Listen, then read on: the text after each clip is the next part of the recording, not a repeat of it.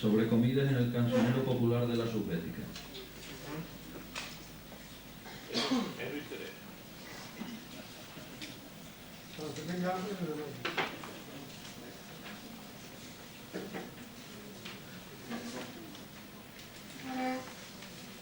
Buenas tardes, grandísimos señores, queridos compañeros, señoras y señores. Amaneciendo, un bracero andaluz, antes de irse al trabajo, se consuela con esta copla. Tengo ganas de que llegue la oración para cenar, las ánimas para ver, las 10 para descansar. Para después de la faena, desea pasar una jornada feliz con estas 3 cosas sencillas: cenar, ver a la novia y descansar. Vamos a dejarlo que vea a la novia tranquilo y duerma soñando con los angelitos, y hagamos un recorrido por las cosas que come, visto desde el contexto de la copla popular que se cantaba en la primera mitad de este siglo por estas comarcas. En la década de los 80 hicimos un exhaustivo trabajo de campo recopilando el rico folclore de tradición oral en buena parte de Cortijada, aldea y pueblo que componen esta comarca de la Subbética. Con las más de 4.000 coplas obtenidas, elaboramos un estudio temático, estilístico y musical agrupado en 6 tomos, de los cuales 5 han sido publicados hasta la fecha. A pesar de lo expuesto a lo largo de la obra, en un amplio abanico de tópicos, incomprensiblemente se nos escapó crear un apartado para la cocina y lo que en ella se fabrica, la comida. Y por supuesto, estudiar los ricos matices y recursos que aparecen en el cancionero en un tema tan importante e imprescindible como el que nos ocupa. Si tuviéramos que poner todas las coplas obtenidas alusivas a la cocina, los utensilios, las carnes, las frutas, los vegetales, las bebidas, los guisados que aparecen en el cancionero popular, tendríamos suficiente para hacer otro tomo paralelo. Como este no es el caso ni la ocasión, vamos a intentar, con mucho sufrimiento y pesar, mostrar solo una panorámica de los temas más principales: alimentos líquidos y bebidas alcohólicas. Para hablar de cocina, lo mejor es tener buena boca, como el que compuso este fandango, alusivo a la mayoría de las comidas de nuestra dieta mediterránea. Dice así: me gusta el tabaco fuerte, las tajadas con arroz, el vino y el aguardiente. También me gusta el jamón, el gazpacho y el aceite.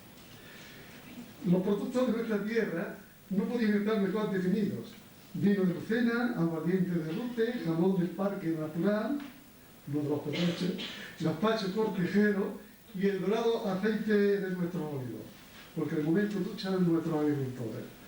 De todas las bebidas, el vino como alimento básico y quitapenas es el más popular por ser el más barato en aquella época y el que se tiene a mano en las numerosas tabernas ilegales de la comarca. Se explican los efectos inmediatos de esta sustancia que libera el espíritu, trastoca la mente, pone el espartillo a las piernas y suelta la lengua. Es el vino tan sutil que por las venas se mete y se sube a predicar al púlpito de la fe.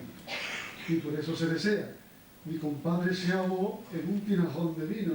Ay, compadre de mi alma, ¿quién se ahogara contigo? Pero no todos son beneficios.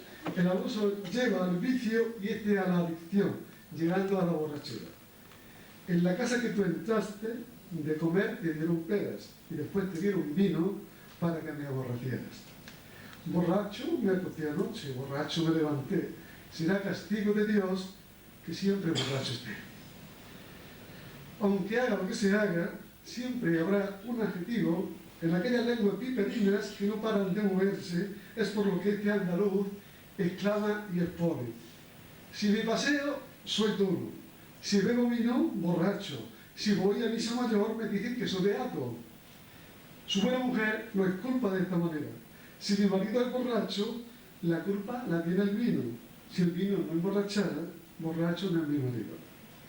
Ya de jovencita, y en las fiestas del pueblo, seguramente le había cantado en el corro este sutil piropo: cuando te veo beber, quisiera volver en mi copa para llegar a tus labios y darte un beso en la boca. La cerveza por ser una bebida extraña de aquellas épocas, más cara y por lo tanto menos popular, se emplea de un modo despectivo y jocoso. Quien come espárragos, bebe cerveza y besa a una vieja, ni come, ni bebe, ni besa. Los mojitos de hoy en día son botellas de cerveza, que quitándoles el tapón se les va la fortaleza. Estas bebidas espirituosas se complementan con las pocas alusiones que se hacen al aguardiente y a otros licores como el anís. Otros sutiles preparados ni siquiera aparecen. Si quieres que te quiera, cómprame anises y así que los beba, qué tonto fuiste. Nuestra cocina andaluza dio cabal respuesta a los días de canícula y asfixiante calor de nuestro estío, por una sopa, bebida, brebaje y manjar al mismo tiempo, saludable, vitaminado, sano y barato, el gazpacho. Exagerando un poco, nos podemos preguntar que después del fuego inventado en la prehistoria, hay otro invento más importante que este del gazpacho, que sirve para apagar días de sofoco y sudor al filo del Tajo, en la era detrás de los mulos, en las sierras cortando leña, en la huerta regando los tomates o en el llano segando el trigo. Nuestras mozas lo usan como pasatiempo gracioso y como suave insulto. Dice que no me quiera, dice que no me quiere, que no me quiera, y comiendo gazpacho, barriga llena. Asómate a esa ventana, cara de burro en ayunas, morterete de gazpacho y espuertilla de aceituna. Asómate a esa ventana, cara de gazpacho flojo, que tienes una lagaña que te va a tapar un ojo. Tú te tienes porque eres una personilla grande y eres un huevo sin sal y un gazpacho sin tomate. La leche, como alimento básico, no aparece muy bien tratada, usándola una vez con sentido peyorativo. Al principio de quererte estaba la mar en leche y ahora resulta que eres sardinita en escabeche. En el cortijo la leche ponen leche para almorzar, a mediodía pan y leche y a la noche leche y pan. Vaya una leche, comadre, que le está usted dando al niño. Si luego el niño se muere, vaya una leche de niño. No podríamos terminar este apartado con bebidas y alimentos líquidos, con el rey de ellos, el chocolate. Se tiene como reconstituyente, como algo exquisito y por lo caro, solo usado en los momentos extraordinarios como en la mañana siguiente a la noche de bodas. Si te dan chocolate, tómalo boba, que la reina Victoria también lo toma. Tú fuiste a divertirte y ahora vienes con achaque a recobrar lo perdido, y eso ni con chocolate. El patio de mi casa es de chocolate, las paredes de azúcar. ¡Qué disparate! Si casi todas las coplas tienen por tema el amor, cuando este se logra, debe haber una copla testimonio y un alimento que vaya acorde con ese momento. Qué gana tengo que llegue aquella feliz mañana que nos lleven a los dos el chocolate a la cama.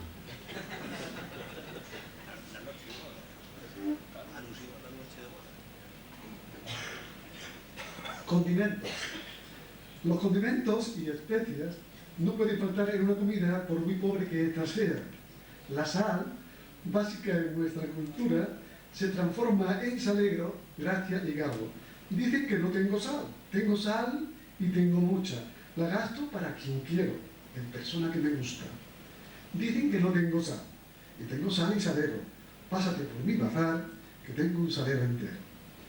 La pimienta, con sus picores picarescos, se personaliza en una musita que adquiere sus cualidades. La pimienta pica y pica, sazona lo guisado.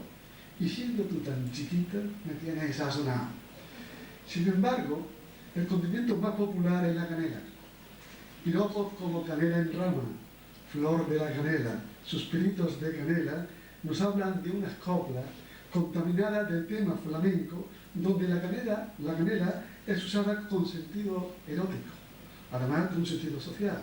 Lo moreno, como sinónimo de trabajador expuesto al sol, se asemeja a la canela, a la que tan buenas cualidades se le atribuyen.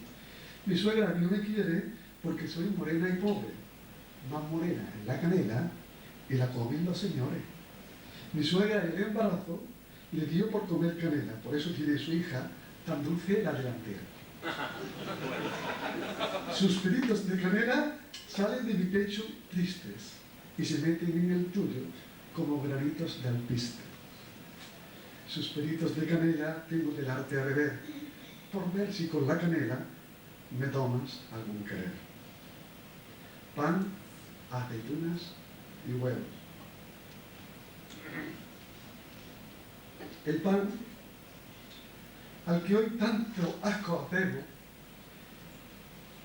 porque nos destroza la línea anhelada que como en los años vamos perdiendo, era entonces, junto con el aceite, el alimento básico, caro y escaso, pero que no podía faltar nunca en una mesa.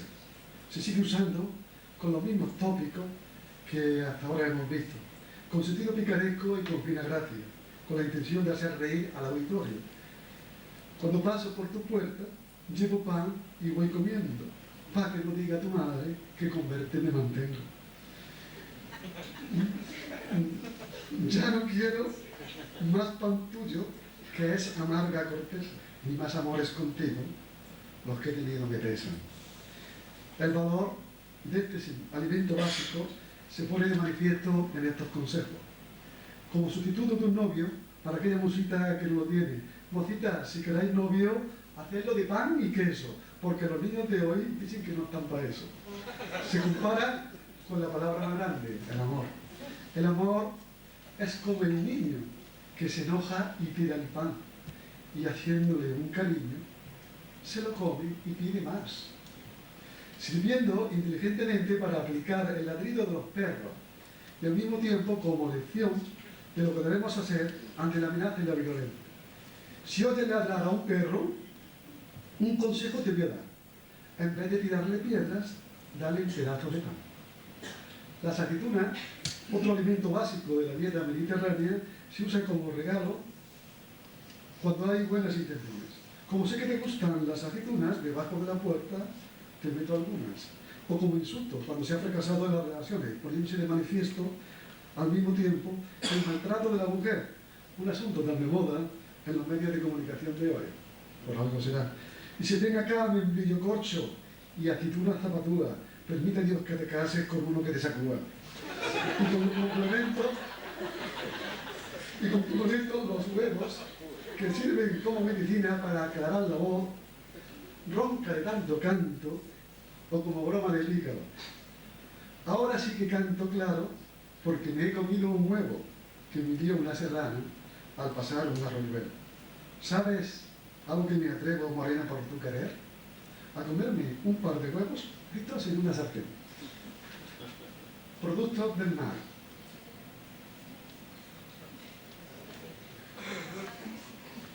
Por caminos destartalados y sendas retorcidas, nos llegaban de la costa, que tan cerca está hoy, algunos productos del mar, así como la influencia de su folclore en algunas completas explicativas, como de Torroz, la caña dulce, y de Nerja, las patatas, de Vélez, el boquerón, de Málaga, las muchachas.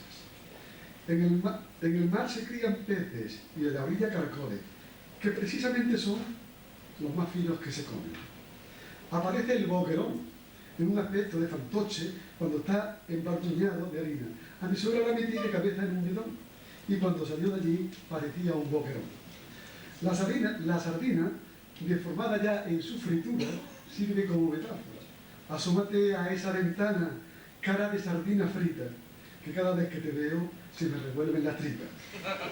Al igual que el bacalao, antoñito o huevo frito, tortilla de bacalao, que tu suegra no te quiere, tonto chaval.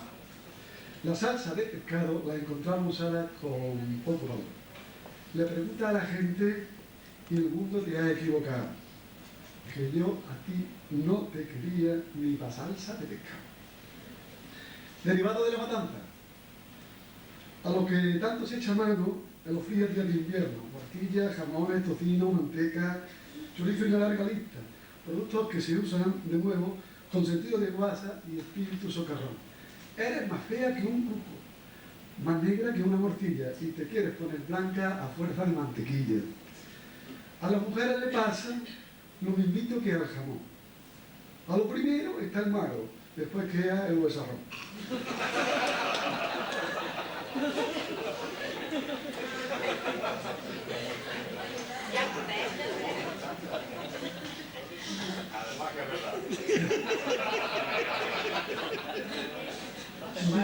Vitaminas de la huerta. Necesariamente, la mujer y el hombre que componen estas coplas, inmersos en una economía agrícola, habían de transparentar su cuaternidad. Con la referencia a los productos del campo, podríamos hacer varios trabajos. Aparece prácticamente todo lo comestible. Por citar algo, tenemos las acelgas, las espinacas, las coles, las escarolas, cebollas, cebolletas, pimientos, ajos, pepinos, cebolletas, cogollos, melón, patatas, garbanzos, etc. Árboles frutales como el naranjo, el limonero, el peral, la higuera o gramíneas salvajes como la grana. La apoyatura de esta agricultura sigue siendo la misma. Es el hombre o la mujer la que habla en momentos de buenas relaciones o de malas. Dice el hombre: anoche no vine a verte porque no quiso mi madre, porque estuvimos echando los pimientos en vinagre. Dijo el sabio Salomón que aquel que empieza una pera no tiene perdón de Dios si no se la come entera. La madre que te parió merecía comer habas, y tu padre cebolletas, y tú raíces de grano. Yo partí medio naranja, yo partí medio limón, medio río, medio puente, pero media novia, no. No te fíes de los hombres aunque los veas llorar, que son como los pepinos que amargan por temporada. Los mocitos de hoy en día son como las avellanas: parto una, parto dos y todas me salen vanas. Yo te quise por el tiempo de las patatas asadas. Se acabaron las patatas, se acabó nuestra mitad. Hambrunas. No todos son tajadas de carne y tacos de jamón, productos a los que antes hemos aludido. Los vegetarianos, tan de moda hoy, era una dieta obligada en estos tiempos, donde la gordura fue sinónimo de bienestar y la delgadez de hambrunas. Comienzo por las acelgas, luego por las espinacas, los rábanos y las coles que ponen la sangre blanca. En la posguerra vino una época de escasez que estaba inmersa en la miseria más degradante. Los carnavales de antes no son como los de ahora, que antes se comía relleno y ahora se come escarola. Entonces se comía abundantemente una sopa ya citada. De comer tanto gazpacho te estás quedando seco, que parecen tus ojitos los ojales de un chaleco. Comer algo caliente ya era una gran suerte. Entre ustedes, que son meinones y están puestos a enfriar, por ser cosillas calientes, tomaré una cucharada. Los pequeños robos de comida eran entonces frecuentes. Mi suegra, la tonta, piensa que las gallinas no ponen, y yo me como los huevos y escondo los cascarones. Hasta el condimento sufre transformaciones. De la azafrán se pasa a un sucedáneo. Ahora todas saben mucho y le falta lo mejor, que guisan con velo plano que solo le da color. Con buena razón, un muerto de hambre que está en los huesos se remedia de esta forma: 3 meses que no como, me tiene abatido el hambre, me pongo en las piernas plomo porque no me tiene el aire. Por eso se aconseja no casarse con los mozos con pocos recursos económicos. No te cases con un pastor que comerá pan duro, cásate con jornalero y no comerá ninguno. Si no se obedece, estas son las consecuencias que nos recuerdan aquella famosa nana de la cebolla de Miguel Hernández, que compuso en la cárcel a conocer la economía de su hijo por estos años. Una recién casada puso una olla con un cántaro de agua y una cebolla. Como no se tiene alimento, se echa manos al sueño, que lo suplementa. Vamos a ponernos a soñar. Y dice uno: si la mar fuera de vino y las montañas mollete y la tierra fuera queso, qué trago y qué zoquete.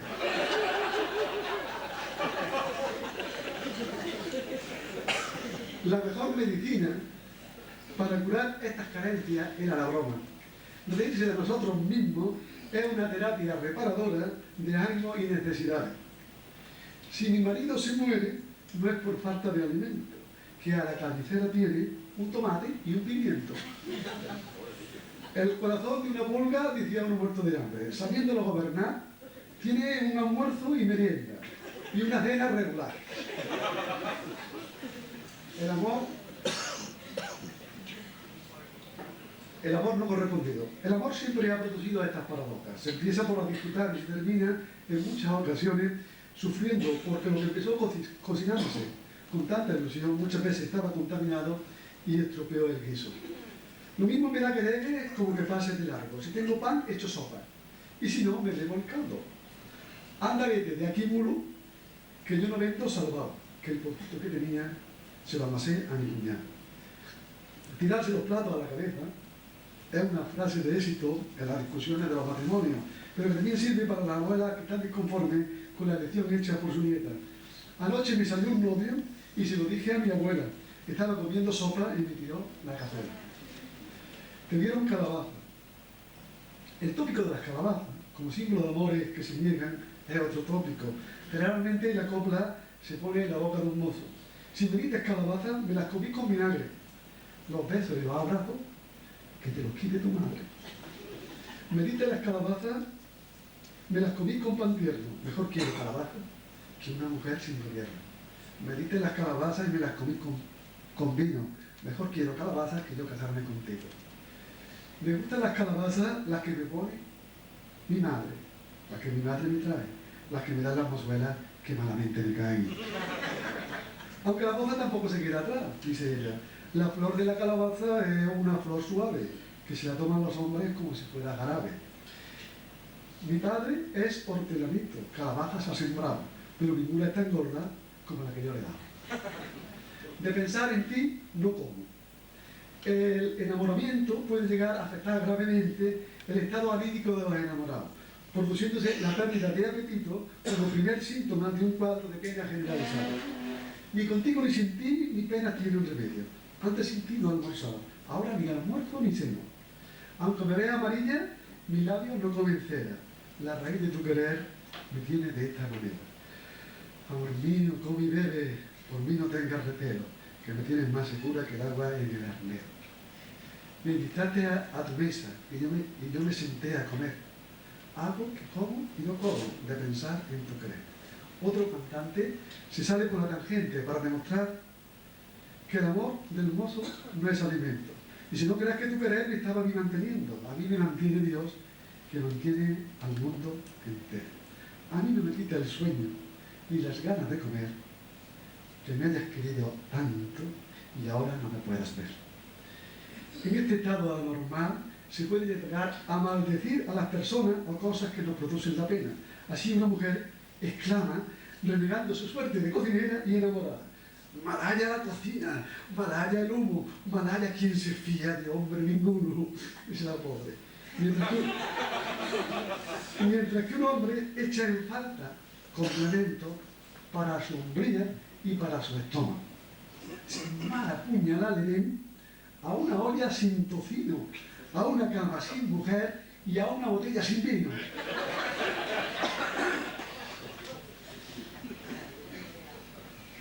Otro deseo de buena y mala uva. El rechazo más numeroso se lo lleva a la suegra. La pobre sale perdiendo en esta batalla, solo por el hecho de querer a las entrañas de su carne. Desde aquí estoy divisando a mi suegra cuando come, y estoy pidiendo a Dios que con un hueso se ahogue. Se dan consejos para el mozo remolón que no viene con buenas intenciones. No te fíes de los hombres aunque los veas sufrir, que son como los fideos que se tragan sin sentir. Pero el muchachuelo no se calla. De las costillas de Adán hizo Dios a la mujer. Por eso tienen los hombres ese hueso que roer. Y pone condiciones imposibles para la unión. Dice, para que yo me casara, sirviera de medicina que las mujeres comieran tallos de ramón de encina. A pesar de esto, casi todos pasan por el aro. Entonces aparecen otros problemas. Anda, vete casada con tu marido. come con la cuchara que has escogido. Se queja la mujer: al revés de la gente es mi marido. Cuando pongo potaje, quiere cocido. Y se queja el hombre: tú no me lavas la ropa, tú no me das de comer, tú no me limpias el cuarto, vete a paseo, mujer. Las mujeres no se ríen ahora, ¿eh? Afortunadamente, no todos los deseos son de mala sangre. Hay otros mucho más finos. Con besos de mantequilla y lágrimas de jamón, te mando en una tortilla envuelto mi corazón. Deseos que se convierten en ensanche del alma cuando algo bonito pasa por su vera. Entonces aparece el piropo: es mi mujer más bonita que los reales de A8, más blanquita que la nieve y más tierna que el bizcocho. Piropo contestado tan finamente con esta lección de urbanismo, educación y dieta al mismo tiempo. Fíjese usted, señorito, lo que le voy a contar. Hablar bien y carne de ave a nadie le sienta mal. Recursos literarios, alimentarios y filosóficos. El saber popular, que no estudió perspectiva literaria, usó magistralmente todos los elementos fónicos y semánticos que hacen de esta obra de arte norma y pauta para la inspiración de cualquier poeta. Recurre a elementos fónicos como el acento, la entonación, la exclamación y la asonancia, elementos lésicos como el predominio de palabras concretas, y sobre todo se nutre de elementos semánticos como los cambios de significado, los tropos, las comparaciones y las hipérboles. Con estos ingredientes crea belleza, expresa sentimiento y, lo que más importante, se divierte al mismo tiempo. A mi madre le dicen la tomatera, a mi padre el pimiento y a mí la pera. No hay aliño como el ajo, ni fruta como el madroño, ni conversación más tonta que la que tienen dos novios. De las flores, los colores; del árbol, los limoneros; de la aceituna, el aceite; de la gallina, los huevos. Al que añade, con diversos matices, una especie muy sabrosa, llamada metáfora: los ojos de mi niña son de pan tierno, y los míos de hambre se van muriendo. Todos los estudiosos del espíritu popular andaluz han destacado el hondo sentido filosófico de la letrilla del pueblo llano. Este pueblo que siente en sus carnes los avatares de la vida. Su mente lógica y sabia saca sus propias conclusiones y a lo largo de toda su vida. Coplas y refranes no necesitan grandes párrafos ni rebuscadas palabras para enseñarnos su máxima o para mostrarnos su experiencia. A mí me llaman el tonto de mi lugar. Todos comen trabajando, yo como sin trabajar. En Madrid, con ser Madrid, se levantan de mañana, comen si tienen qué y almuerzan si tienen ganas. Dulce para postre. Las buenas comidas, como este jamoncito, se terminan con algo dulce. Un bocadito de pastel o un beso. En la calle del Rosco cayó un mostacho y como eran tan tiernos, se hizo cacho. Si quieres que te quiera, cómprame un rosco y así que me lo coma, me compras otro. Dicen que te gusta el dulce, vente conmigo a mi tierra. Las paredes son de azúcar y el techo de biscotera. También son dulces algunos platos que no llevan azúcar, ni chocolate, ni miel. Escuchemos la última. La noche que me casé, pensaba que iba a morir. Y la gloria con tomates cuando se apagó el candil. Muchas gracias.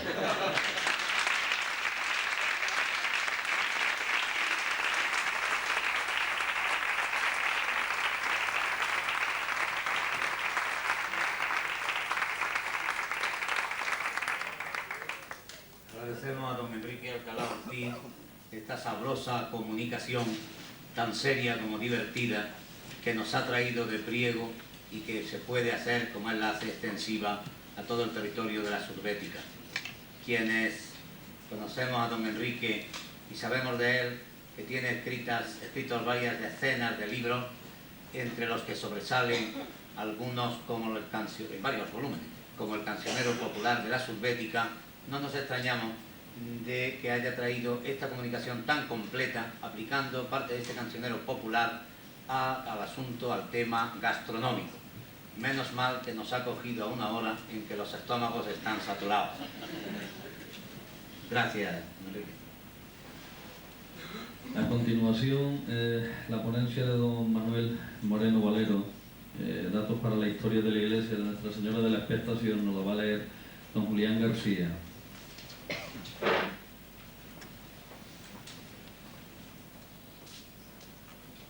A mí me hubiera gustado, evidentemente, sustituir más a don Enrique, porque el tema es más de gustar, pero todos los temas tienen que ser interesantes y, por tanto, a mí me ha tocado hablar de la vida religiosa en Encinas Reales. Notas sobre la vida religiosa de Encinas Reales. Introducción. Encinas Reales civilmente ha sido hasta tiempos recientes un anejo de la ciudad de Lucena y eclesiásticamente ha dependido de la iglesia matriz de aquella ciudad, la iglesia parroquial de San Mateo. La independencia religiosa no corre pareja a la independencia civil, sino que es anterior, pues se constituyó en ayuntamiento autónomo en 1836. Los edificios más emblemáticos de la localidad son sin duda su iglesia parroquial y la ermita de Jesús de las Penas. Desde Lucena, los curas de San Mateo servían en ocasiones esporádicas cuando las circunstancias lo reclamaban para ejercer alguna función, hasta que el 17 de julio de 1619, estando de visita pastoral al obispo de la diócesis, Fray Diego Mardones, le pareció que aquel núcleo de población tenía entidad propia suficiente como para que los fieles allí congregados pudieran disfrutar de una asistencia más permanente del sacerdote y pudieran recibir una atención espiritual más amplia. Se habían edificado casas y vivían en ellas un número suficiente de familias a las que su corazón de pastor quería atender. Resumiendo nuestra comunicación, enumeramos los siguientes puntos. Primero, algunos aspectos locales: la vida religiosa, sanidad local, política regional. Sabido es que en las cercanías de Encinas Reales, en Loja, hubo una intentona de levantamiento revolucionario. Hasta aquí llegaron aquellas ideas. Don Juan Andrés González escribe el 23 de junio de 1861 al obispo acerca del alboroto producido en la localidad de las ideas socialistas emanadas de los focos principales que existían en Antequera y Loja. Crecimiento poblacional. Primer cura estable. Los curas de San Mateo se turnaban cada año la responsabilidad de atender este lugar. La fecha señalada para hacer el relevo era el día 15 de agosto de cada año. Así se venía haciendo hasta que se encontró un sacerdote a quien se le otorgó una permanencia más larga, precisamente un sacerdote que había llegado de otra diócesis. Don Genaro Clemente Morcillo y Rubio era cura de San Mateo de Lucena y examinador sinodal del obispado. Era hijo de Algo, natural de Villamanrique de la diócesis de Toledo, nacido el 19 de septiembre de 1756. Hizo 9 años de estudios superiores en artes, teología y moral en la Universidad de Toledo y en la Academia del Espíritu Santo de la parroquia de San Justo y Pastor de Toledo. Fue rector y cura propio de la de Monturque desde el 13 de octubre de 1788. El 6 de abril de 1789 fue nombrado cura propio de las iglesias de Lucena. El 24 de mayo de 1791 fue nombrado examinador sinodal. El 7 de julio de 1791 fue destinado a Encinas Reales en atención a su virtud, prudencia, acierto en su ministerio y pedido por el pueblo al obispo.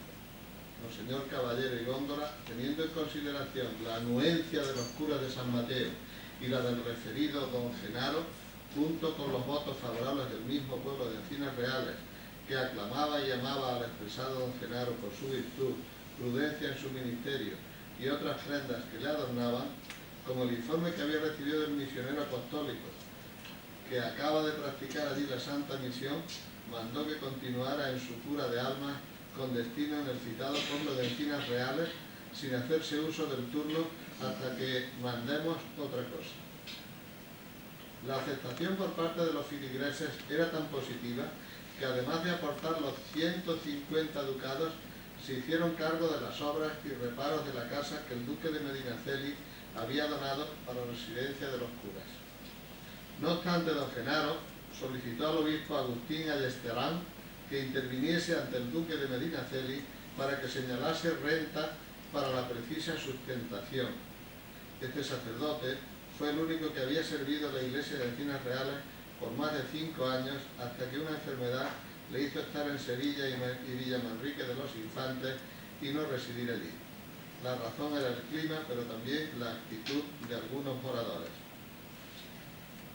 El obispo Ayestarán volvió a los turnos entre los curas de San Mateo, porque parecía que el destino que su antecesor, Caballero y Góngora, había otorgado a don Genaro se había apoyado en las cualidades singulares y excepcionales de aquel sacerdote extradiocesano. Los curas hicieron un escrito manifestando su disconformidad con estos turnos rotativos y decían que esto no acontecía en ninguna iglesia, pero cuando dejó don Genaro volvieron a turnarse, comenzando por el más antiguo, don Martín Martínez, que era ya bastante anciano y expuesto a perder la vida, pues había sido asaltado a los 2 meses. Datos sobre el templo parroquial, fecha inicial, reparaciones, contribuyentes.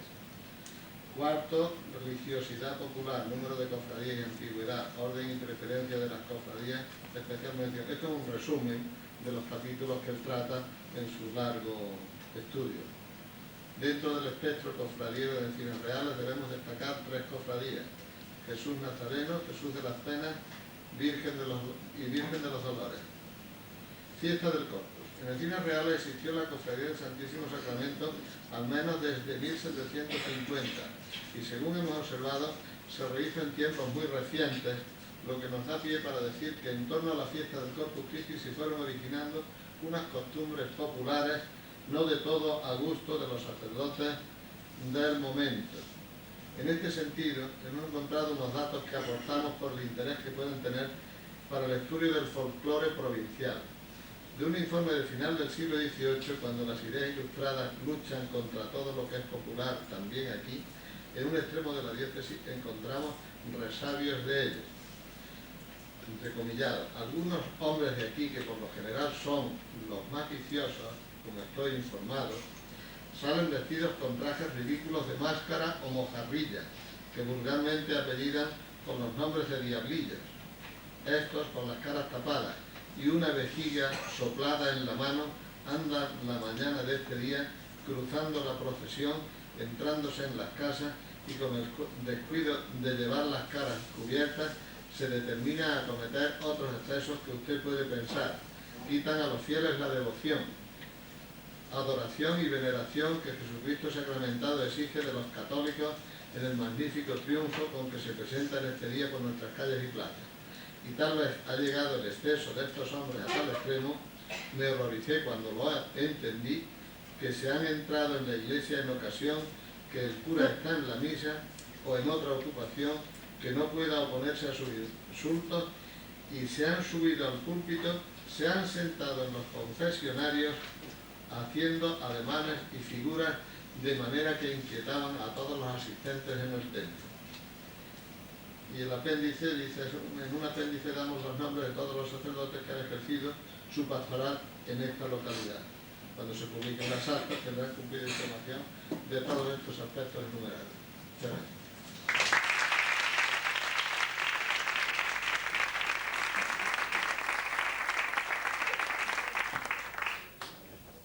Agradecemos también a don Julián García el haberse prestado a dar lectura a esta comunicación de don Manuel Moreno Valero, que ha presentado, como vemos, o presentará como se trasluce de su escrito, una comunicación más extensa que ha sido posible gracias al cargo que ocupa dentro del obispado como canciller del obispado de Córdoba. Entonces, por su cercanía con los archivos diocesanos, ha podido manejar todos estos datos referentes a la historia eclesiástica de Encinas Reales. La pena es que haya tenido que exponerse de esta manera, en cierto modo, con las partes inconexas, pero que quedará solventado, cuando aparezcan publicadas las actas de estas jornadas, que afortunadamente, y gracias a la Diputación y al Ayuntamiento, verán la luz próximamente. Muchas gracias. Muy bien. Como última ponencia del día, nuevamente don Manuel García Hurtado nos va a hablar de algo tan cercano ya para todos nosotros como es el tema de matutero, matalauguero y canastillero.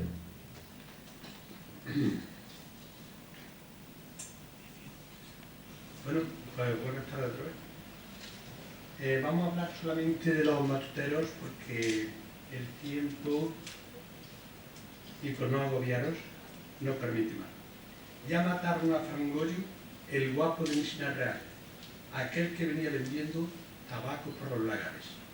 ¿Qué intensidad debieron tener aquellos acontecimientos para que el pueblo lo guardara en la entrañable memoria de su lírica popular?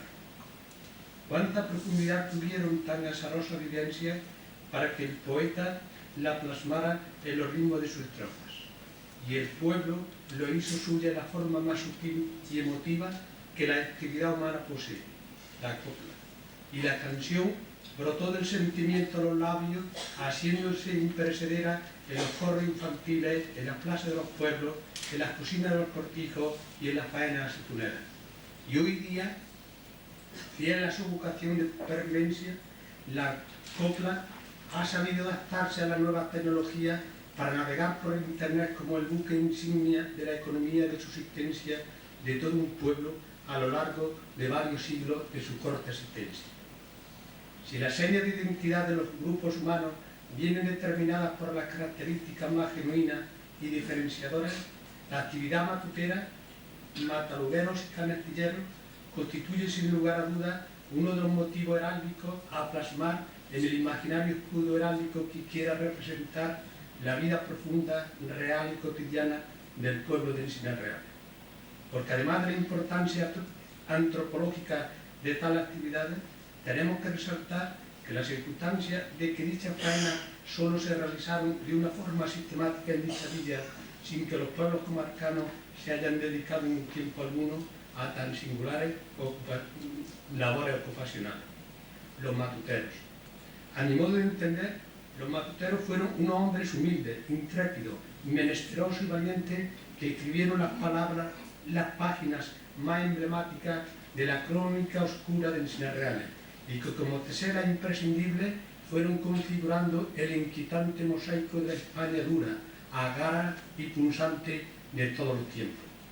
Bien es cierto que el extranjero es una actividad ilegal que atenta contra la renta del Estado, pero los matuteros nunca perjudicaron a terceras personas con nombre y apellidos propios, ni ocasionaron quebranto alguno a sus semejantes.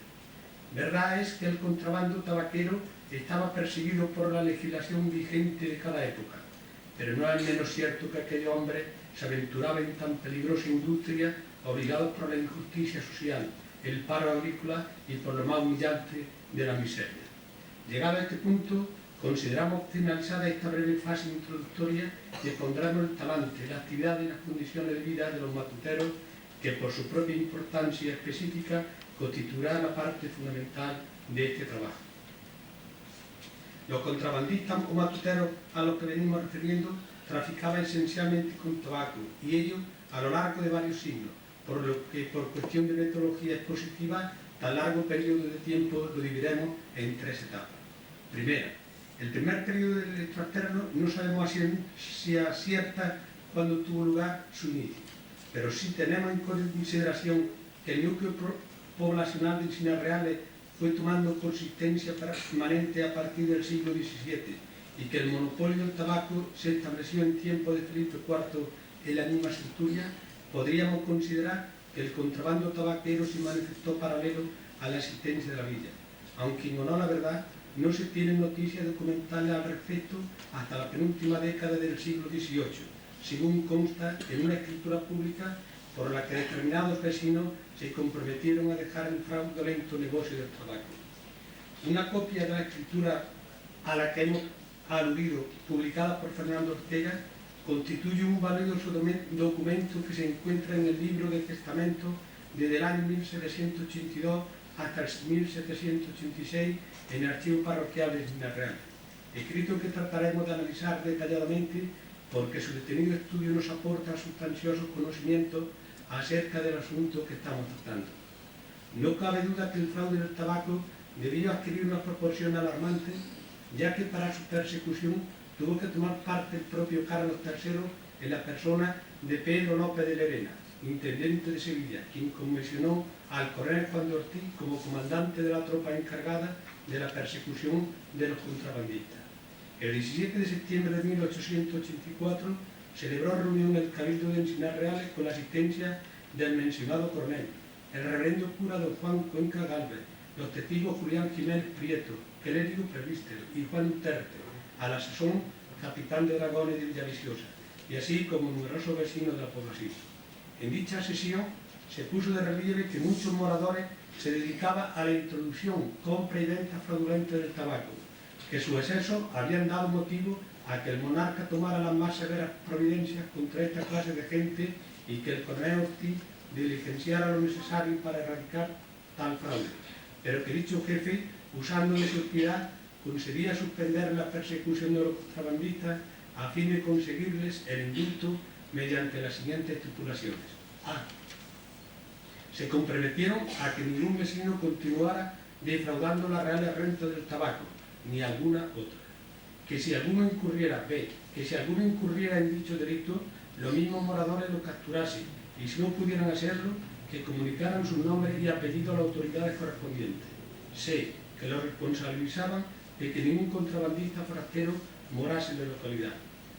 Tras la aceptación de los acuerdos, Juan de Ortiz ordenó a la justicia que si cualquier contrabandista se resistiese a su captura, no tuviesen reparo en hacerle fuego hasta lograr la prisión muerto vivo. Esta escritura fue firmada por el mencionado coronel, el escribano de su majestad, por Juan Terte y por 70 vecinos de la villa. De la fuerza expresiva empleada, de la contundencia de la diligencia llevada a cabo y de la severidad de las acciones que se emprendería contra los infractores, se deduce que el trasperro del tabaco debe ser un fenómeno social bastante extendido y muy agregado en el vecindario de Encinas Reales. Hipótesis que nos viene avalada por los datos del catastro del Marqués de la Ensenada, elaborado una treintena de años atrás, y que nos informa que en la localidad había 330 vecinos, y como el acuerdo nos suscribieron unos 70, podemos deducir que por lo menos el 22% de la población se dedicaba a tan perseguido negocio. Desgraciadamente, en ninguno de los escritos aludidos se especifican las actividades, los modos, las localizaciones, ni la circunstancia alguna del tipo de contrabando que se llevaba a cabo, por lo que desconocemos si lo sembraban en el ruedo, lo traían de la Vega Granadina, lo manufacturaban o simplemente lo comercializaban. Segunda etapa. Si exigentes fueron los compromisos adquiridos en la escritura pública, más penosas debieron de ser las condiciones de aquellos hombres, ya que no abandonaron el trasiego matutero, el cual se ha prolongado hasta bien mediada la presente centuria. Pero continuemos la dirección que nos habíamos marcado y analicemos este periodo que comprende la segunda etapa. Creemos tener fundados motivos para considerar que este ciclo matutero es el menos documentado, ya que he recibido muy poca información a lo largo de mis investigaciones. En este periodo que cabalga a caballo sobre el pasado y el presente siglo, los contrabandistas se trasladaron con sus caballerías a las estaciones ferroviarias de Archidona, Antequera, Bobadilla y Fuentepiedra. Allí cargaban los paquetes de tabaco provenientes de Gibraltar y una vez transportada la mercancía en Encinas Reales, los tabaqueros la vendían por los cortijos, la venta y los pueblos comarcanos. Esta etapa está marcada en el ambiente contrabandista que propicia la corrupción general en la que estaba sumida toda la nación y cuyos protagonistas, por más conocidos y famosos, fueron los últimos bandoleros de la España inquietante de la escopeta, el caballo y la navaja. De esta época se cuenta que una extraterrita tenía varios caballos de buen porte y mejor amaestrado. El matutero se subía en uno de ellos y los restantes, cargados de tabaco, caminaban delante con las bridas convenientemente amarradas al cuello. Y cuando estos animales veían a los guardias civiles, emprendían una veloz carrera por troches y vericuetos hasta que llegaban al escondido garito en Encinas Reales. Como quiera que en cierta ocasión el médico del pueblo tuviera necesidad de trasladarse a la aldea de Badofreno a reconocer un cadáver, y como el traslado lo hiciese en uno de estos caballos, cuando el noble bruto vio a la pareja de los guardias que custodiaba el difunto, el animal se precipitó en una inesperada carrera y el médico cayó rodando por el suelo con evidente peligro para su integridad física. Tercera etapa. El tercer periodo de esta sentida crónica quizás sea la que más huella ha dejado en los ensinarrabenses, ya que es la más próxima en el tiempo y porque muchos de sus actuales vecinos vivenciaron en sus propias carnes tan dramática experiencia. Este ciclo podemos considerarlo hijo del racionamiento de los artículos de primera necesidad y de la penuria lacerante de la posguerra. La tradición oral, y sin que ya haya podido encontrar ni la más mínima prueba documental al respecto, cuenta que la industria tabaquera le implantó un indiano de Cuba que había trabajado en los ingenios cigarreros de aquella isla, donde aprendió todas las artes y habilidades de su fabricación, y cuando volvió a Encinas Reales montó tan comprometida industria el más reservado de los secretos, y ese fue el origen de tan floreciente industria y tan bullante negocio. Sea cierto, o se trate de un fácil recurso para explicar un hecho tan persistente y singular dentro de la comarca, la realidad nos demuestra que en los penosos años de los 40 y los 50, cuando escaseaba el trabajo y el hambre atenazaba despiadadamente la vida de los españoles, aquellos ensinarralenses caminaban casi descalzos y semidesnudos por las escabrosidades de un terreno fragoso, huyendo de los guardias civiles hasta que llegaban a las ferasas vegas granadinas, donde compraban, rebuscaban y mirlaban las codiciadas hojas tabaqueras y las metían en un fardo que lo trasladaban sobre su dolida espalda, escondiéndose de uno y otro a través de 200 penosos kilómetros. Los matuteros pateaban las tabacales de Santa Fe, Belicena, Gavia, Jau, Lacha, Casarreal, Sujaira, Asquerosa y tantos otros pueblos que se enredaban en la vereda, los caminos a la relenga de la Vega del Genil. Desde tan llanos parajes, nuestras perlitas cargaban a su espalda el pesado saco tabaquero y se adentraban en la fragosidad del terreno por Escorna y Tocón, bordeando la sierra de Parapanda, andando hacia el poniente, buscando siempre un murmullo del agua del Genil. Más allá, los ventorros de Sagra, donde pernoctaban en su aledaño, escondiéndose de esto y de aquello, con el alma en vilo, teniendo el largo balazo de la gente de la justicia. Atravesaban el río Pesquera y el Tajo de la Boquilla, bordeaban la aldea de Fuente de Sena, cruzaban el Genil con la barca que había en el cortijo de la isla y alcanzaban los ventorros de la Lerma, y ya en tierras cordobesas proseguían su marcha por la estrechura, la aldea de Remolino, el puente de Cueva, el cortijo de Juan Terrón, la cuesta de Gallombo y Encinas Reales. Este era uno de los posibles itinerarios, todo ello sembrado de inquietudes y sobresaltos, aldeas, venta y posada erizada de emboscada, y trocha y vereda reveteada de fatiga, de esfuerzo y desencanto. En algunas ocasiones también se sembraba tabaco debidamente autorizada en el término del Encinas Reales, y algunas de ellas en el paraje de Surraleón. Los agricultores declaraban la superficie sembrada, pero a la hora de la recolección se perdía más de la mitad de la cosecha. No la entregaban a la tabacalera y la destinaban a extraperlo. Pero con la llegada al pueblo no se terminaban los apuros y los desasosiegos de los matuteros.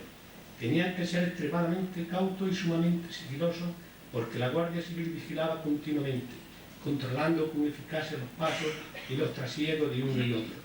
Y una vez que los fardos llegaban a su destino, tenían que picar la hoja.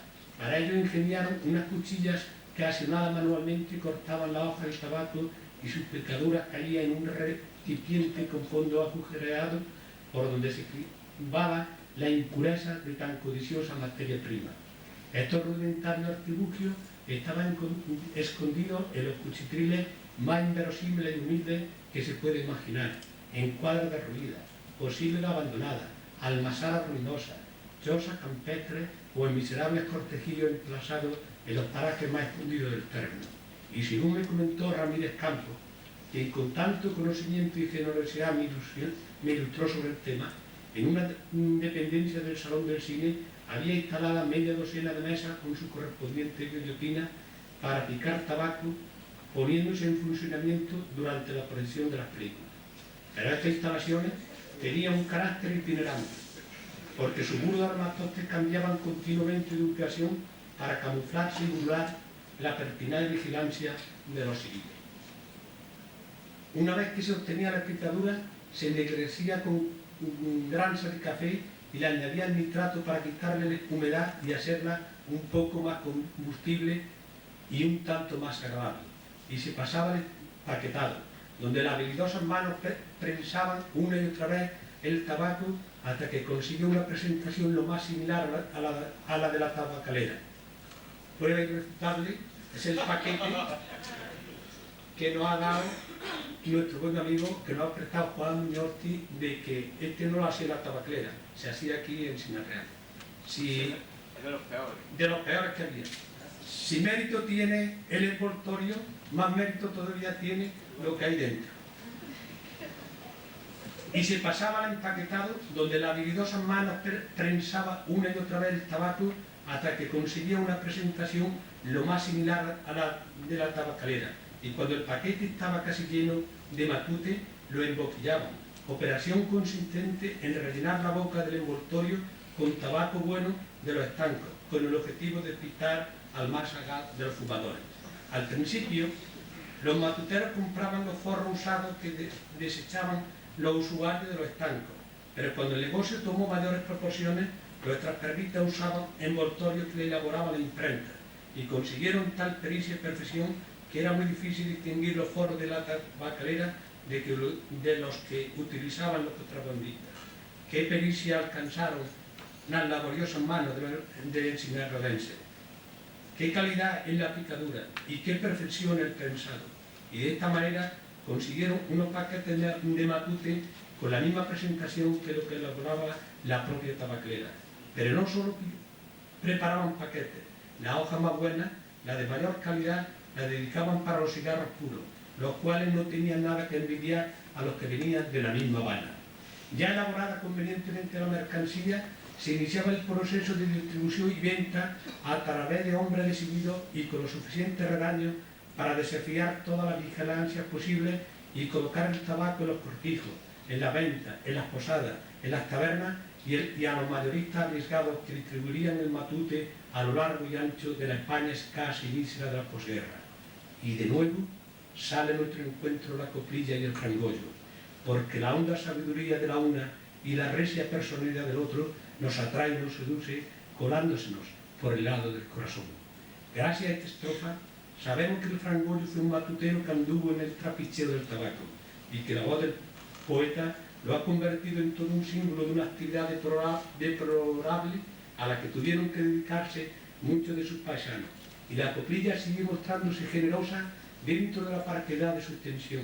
De todo es sabido que el pueblo andaluz tiene una acusada perspicacia, un extraordinario grasejo y un gran acierto para colocar los sobrenombres o alias a sus conocidos, ya que dicho apodo define de un modo certero la personalidad y el talante de quien nos lo lleva. Hechas estas afirmaciones, observamos que el término frangollo viene del latín frangere, quebrantar, quebrantar el trigo. Otra sesión nos dice que también significa trigo cocido que se suele comer en caso de necesidad en lugar de potaje. Asimismo, significa hacer una cosa deprisa y mal. Qué bien le cuadran todos los significados de esta palabra tan polisémica. Frangollo, por quebrantar la ley. Frangollo, porque su chalaneo lo haría deprisa y mal acabado.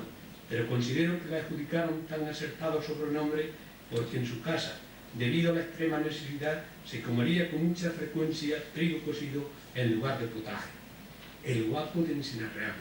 El término guapo nos puede confundir, ya que hoy día se utiliza casi exclusivamente en el sentido de persona ostentosa y lucida en el modo de vestir, olvidando un tanto su otro significado de hombre animoso que desprecia los peligros y los acomete. A sesión esta última que con tanta propiedad se le puede atribuir a los contrabandistas. La palabra lagar también ha sufrido una modificación restrictiva en su significado, ya que generalmente la empleamos para referirnos al lugar o el edificio donde se pisa la uva, cuando la Real Academia de la Lengua también le atribuye la sesión de lugar o edificio donde se prensa la aceituna y la de olivar con molino de aceite. Estas aclaraciones semánticas las consideramos muy oportunas y en el caso de la palabra lagar nos ilustra de que el matutero no solo vendería tabaco en los lugares de uva, en los lagares de uva, sino que también en los cortijos olivareros, de los que había y hay muchos por la zona a la que nos estamos refiriendo.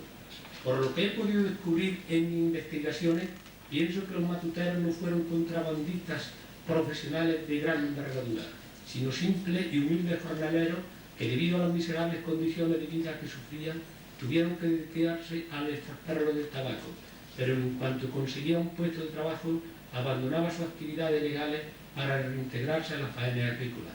La vida se presentaba con tal grado de dureza y era tan escaso el trabajo que el contrabando se convirtió en un oficio corriente en aquellos difíciles años de escasez y de hambre. Y el contrabandista no estuvo mal visto por la sociedad, la que siempre lo encubrió y la ayudó de buen grado. Se puede afirmar, sin temor a equivocarnos, que aquel ilegal negocio no creó fortuna digna de consideración. Sin embargo, se tiene memoria de que algunos matuteros ganaron respetables cantidades de dinero, pero su conducta licenciosa y derrochadora le impidieron conseguir ciertos ahorros, porque los dineros de los contrabandistas fueron como los de sacristán, que cantando se viene y cantando se va.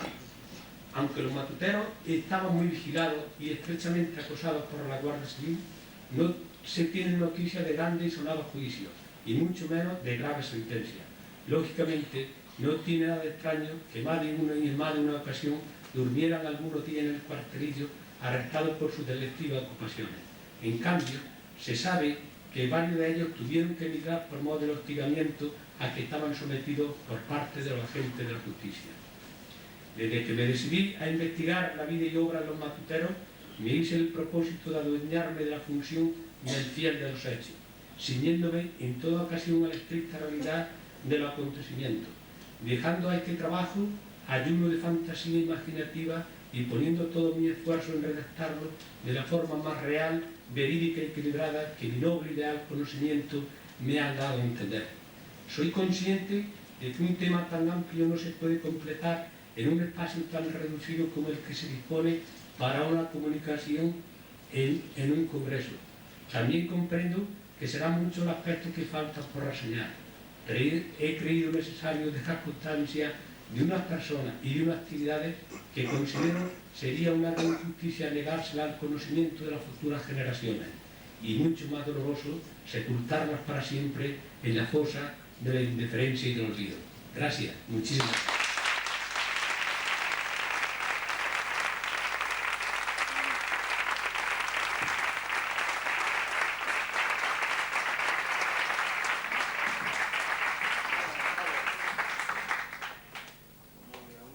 Manuel García Hurtado, que es un conocedor en profundidad y en amplitud de esta zona nuestra, que hoy nos acoge de Encinas Reales, Valenciana, de Menejí, etc., nos ha traído una segunda comunicación a estas jornadas, exponiendo con todo detalle y precisión sus conocimientos sobre un tema acerca del cual viene trabajando desde hace tiempo.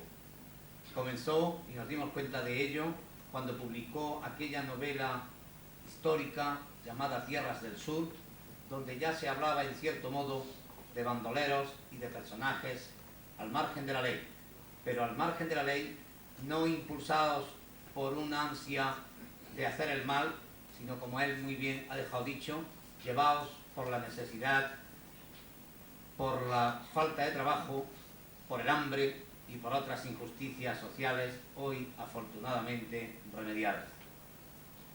Muchas gracias, y con esta comunicación de don Manuel García Hurtado hemos puesto punto final a esta tercera sesión de trabajo de las primeras jornadas de la Real Academia sobre Encinas Reales.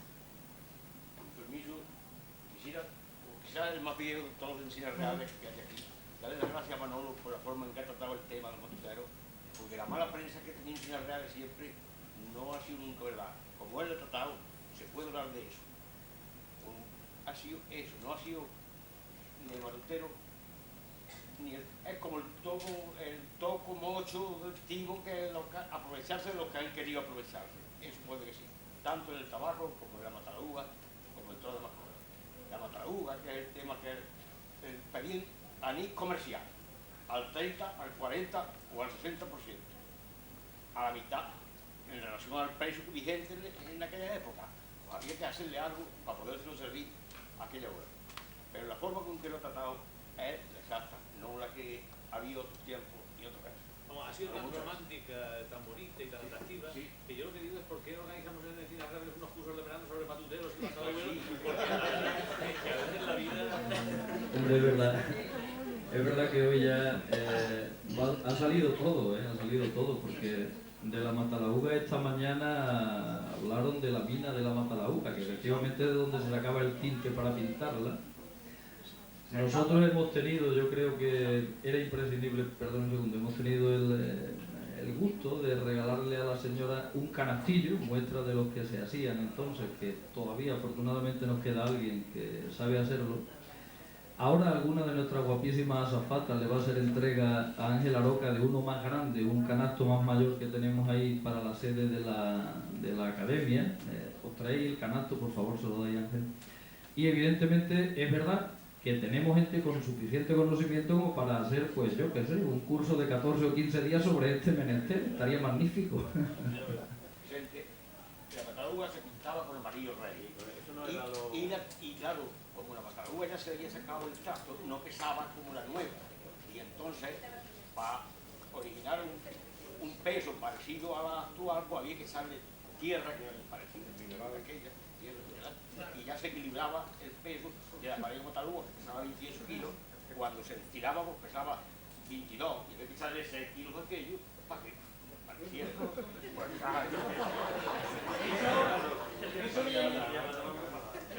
Se desarrolla en la segunda y tercera parte, lo que pasa es que por no cansar más... Sí, lo que debe quedar claro es que todas las ponencias que hemos escuchado y la que nos queda pendiente de don Ángel Aroca, pues vienen a ser un extracto de la ponencia general y que al final pues tendremos toda la suerte de disponer de todas ellas en un libro que la Diputación editará en su momento. Yo creo que nosotros, el Sinarreal es internacionalmente conocido por muchas cosas, pero fundamentalmente es conocido por esto. Esto es una maravilla, y hay quien dice que cuando el hombre puso el pie en la luna la primera vez, llegó uno de Encinas Reales a venderle un canastillo. Nosotros tenemos el honor y el gusto de regalaros esto, que entendemos para nosotros es una verdadera joya, para que lo coloquéis en vuestra sede. Esperamos que os guste, que entendáis que lo hacemos con todo el cariño del mundo. Queremos agradeceros de algún modo el montón de conocimientos, el montón de datos que nos habéis dado sobre nuestro municipio. Os invitamos ahora mismo a todos también a hacer ahora una visita a las dependencias y a los talleres de trabajo del Consorcio Escuela de la Madera, en el cual estamos ahora mismo trabajando. Y también os queremos invitar a una copa, a la cena que ahora le vamos a dar a los académicos en la Peña Flamenca Los Machones, que es justo donde Manolo García Hurtado nos comentaba antes que echaban el cine y a la vez andaban haciendo la picadura de tabaco mientras la película se estaba desarrollando. O sea que a lo mejor con suerte hasta nos aparece un matutero por allí y nos quiere engañar vendiéndonos algo raro.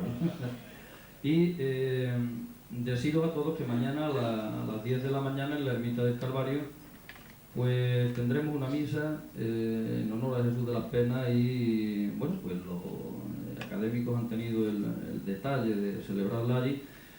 A renglón seguido, después de esa misa, don Ángel Aroca nos va a explicar con sus magníficos conocimientos sobre la Ermita del Calvario y el barroco, pues la propia ermita, y después tendrá una ponencia sobre barroco aquí en este mismo salón.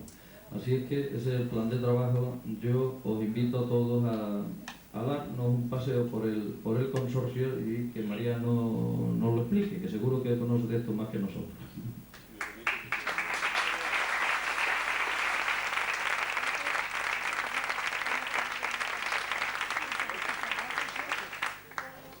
Brevísimamente, y después de este día intenso de trabajo, yo tengo que agradecer, aunque sea solo con 4 palabras, la entrega de este canasto.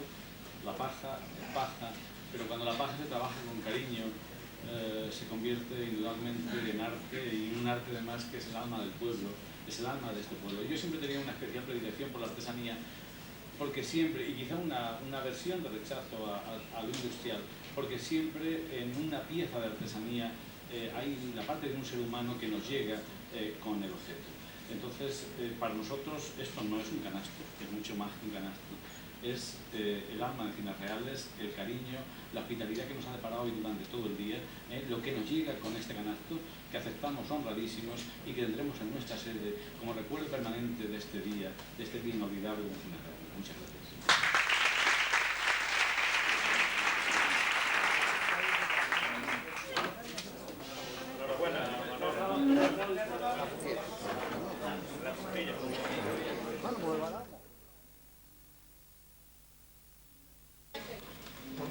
Decía que voy a hablar brevísimamente sobre la imaginería de Encinas Reales, pero sobre todo centrándome en dos piezas. Una de ellas no la tenemos, que nos toca de las Penas, pero hablaremos de los referentes iconográficos, y otra, la Virgen del Rosario, también de la ermita del Calvario. Esta mañana hemos visto en la ermita del Calvario esta Inmaculada, que es una Inmaculada estirpe sevillana. Es curioso que en Encinas Reales llega la imaginería sevillana, mientras toda la subbética es fundamentalmente de influencia granadina, pero aquí llega alguna pieza, pero vamos, no deja de ser también una pieza excepcional. Es decir, esta Benamejí en esa raya de división que se marca en la provincia de Córdoba, donde empiezan a llegar algunas obras de Sevilla, aunque toda la parte del sur de Córdoba es eminentemente granadina en cuanto a la influencia en la imaginería.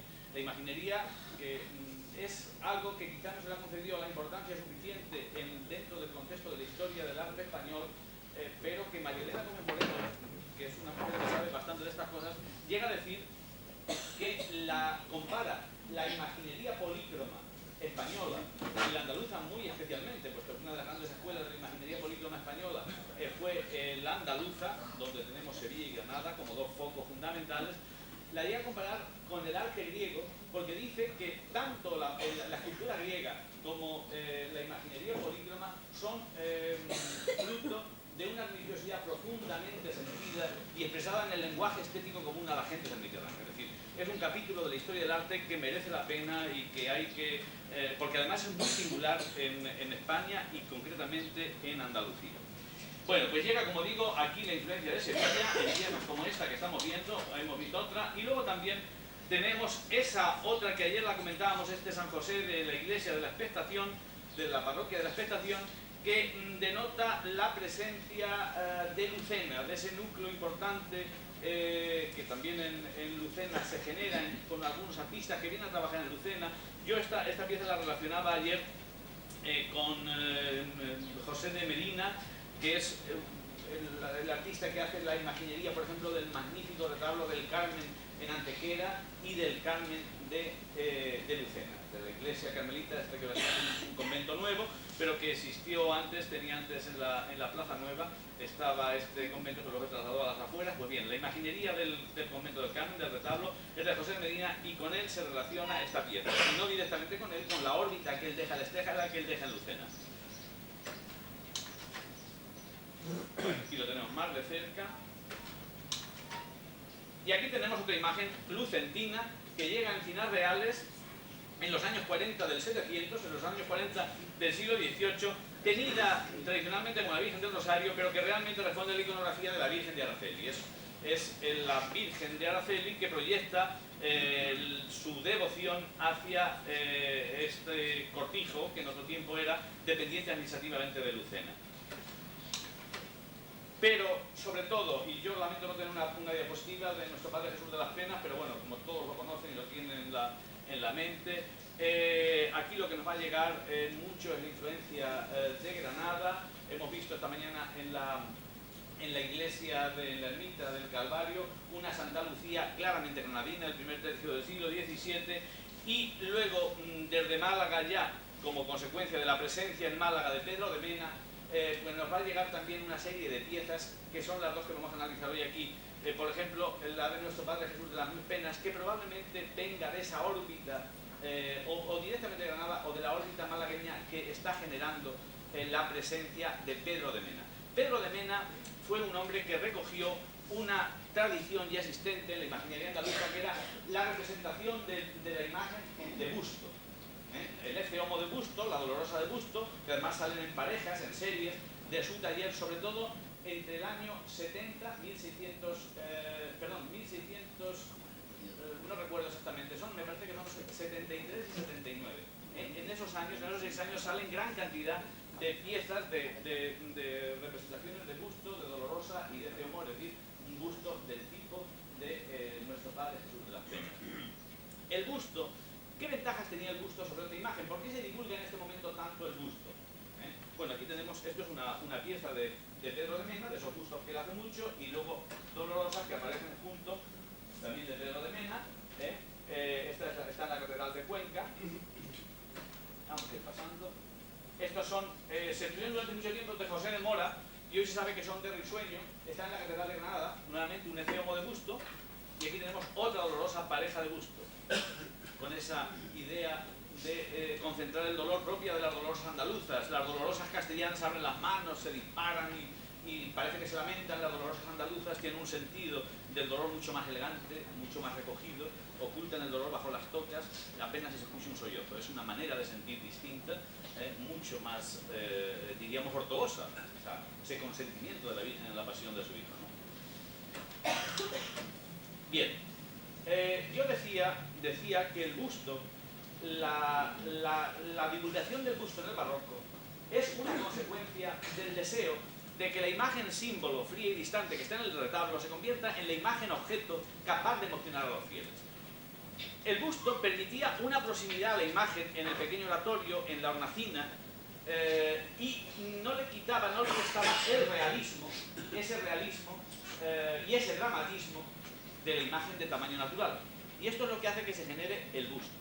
Los bustos pasionistas que hemos visto, que la tradición de Núñez Delgado, el propio Bernardo de Mora, que ya había trabajado algo en este sentido, el padre de José de Mora, también el propio padre de Pedro de Mena, Alonso de Mena, y toda esa tradición la recoge Pedro de Mena y empieza a hacer esa serie de bustos que hemos visto.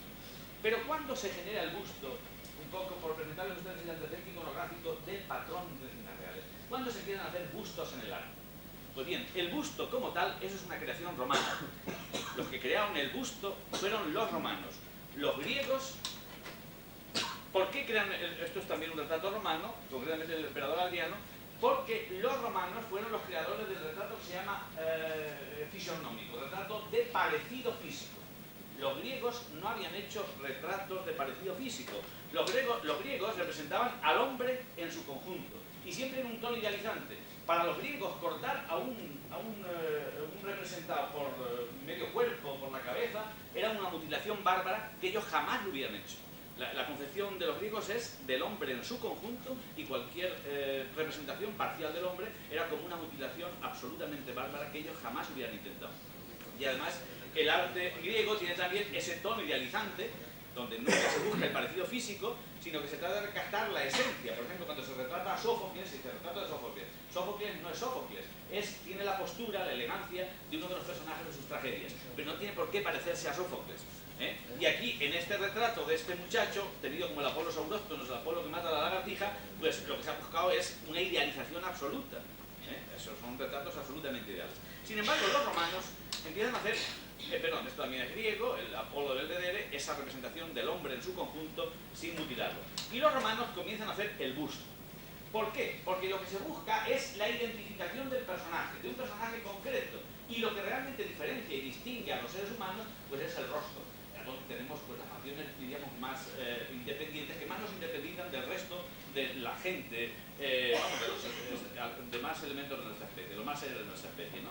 Y entonces se busca la representación del rostro, que puede ser de cabeza o que luego a lo largo del imperio se va prolongando hasta convertirse pues, en un busto más o menos de las características como nuestro Padre Jesús de las Penas, hasta prácticamente la cintura. ¿Por qué esto surge en Roma y no había surgido en Grecia? Aparte de la concepción de los griegos del hombre en su conjunto y que no mutilarlo ni cortar un trozo, los romanos sienten esta necesidad por una práctica funeraria. Es decir, los romanos comienzan a hacer retratos funerarios, retratos de sus antepasados que los colocaban o bien directamente en las sepulturas, como es este caso de la tumba de los Arteri, o a veces en los lares, que eran unos armarios que tenían en el hogar, y allí colocaban, igual que nosotros tenemos a veces sobre una cómoda, pues todos la familia, yo lo he visto en algunas zonas de la subbética, vamos, ver en una cómoda todos los muertos de la familia, donde han partido pues, fulanito, el otro, y hay como una especie de costumbre que todavía permanece. Yo lo he visto en alguna casa de aquí. Bueno, pues igual que nosotros podemos tener en nuestra casa fotografías de los familiares muertos, ellos tenían a todos sus muertos en unos armarios. En unos armarios, unas mascarillas que a veces les hacían ya cuando habían muerto, una mascarilla de cera, y de ahí hacían el retrato, para conservar la fisonomía del pariente que había desaparecido. Bueno, vemos otras tumbas, donde también aparecen unos esposos, cosa que tampoco se ha perdido la costumbre. En los cementerios nos encontramos también el retrato del esposo y a veces incluso junto con la esposa. Es decir, cómo a veces estas costumbres tan antiguas llegan hasta nosotros, llegan hasta nuestro tiempo. Ahí ven ustedes un retrato de época republicana que denota de dónde salían estos retratos. Salían precisamente de los difuntos. Y el rigor mortis se ve claramente, esa nariz afilada, esos surcos marcados. Es decir, esto se ha hecho a partir de una mascarilla obtenida de un difunto. Se ha muerto el personaje y le han hecho una mascarilla de cera y a partir de ahí le han hecho la escultura. Por eso tiene ese aspecto de un hombre que ya ha muerto.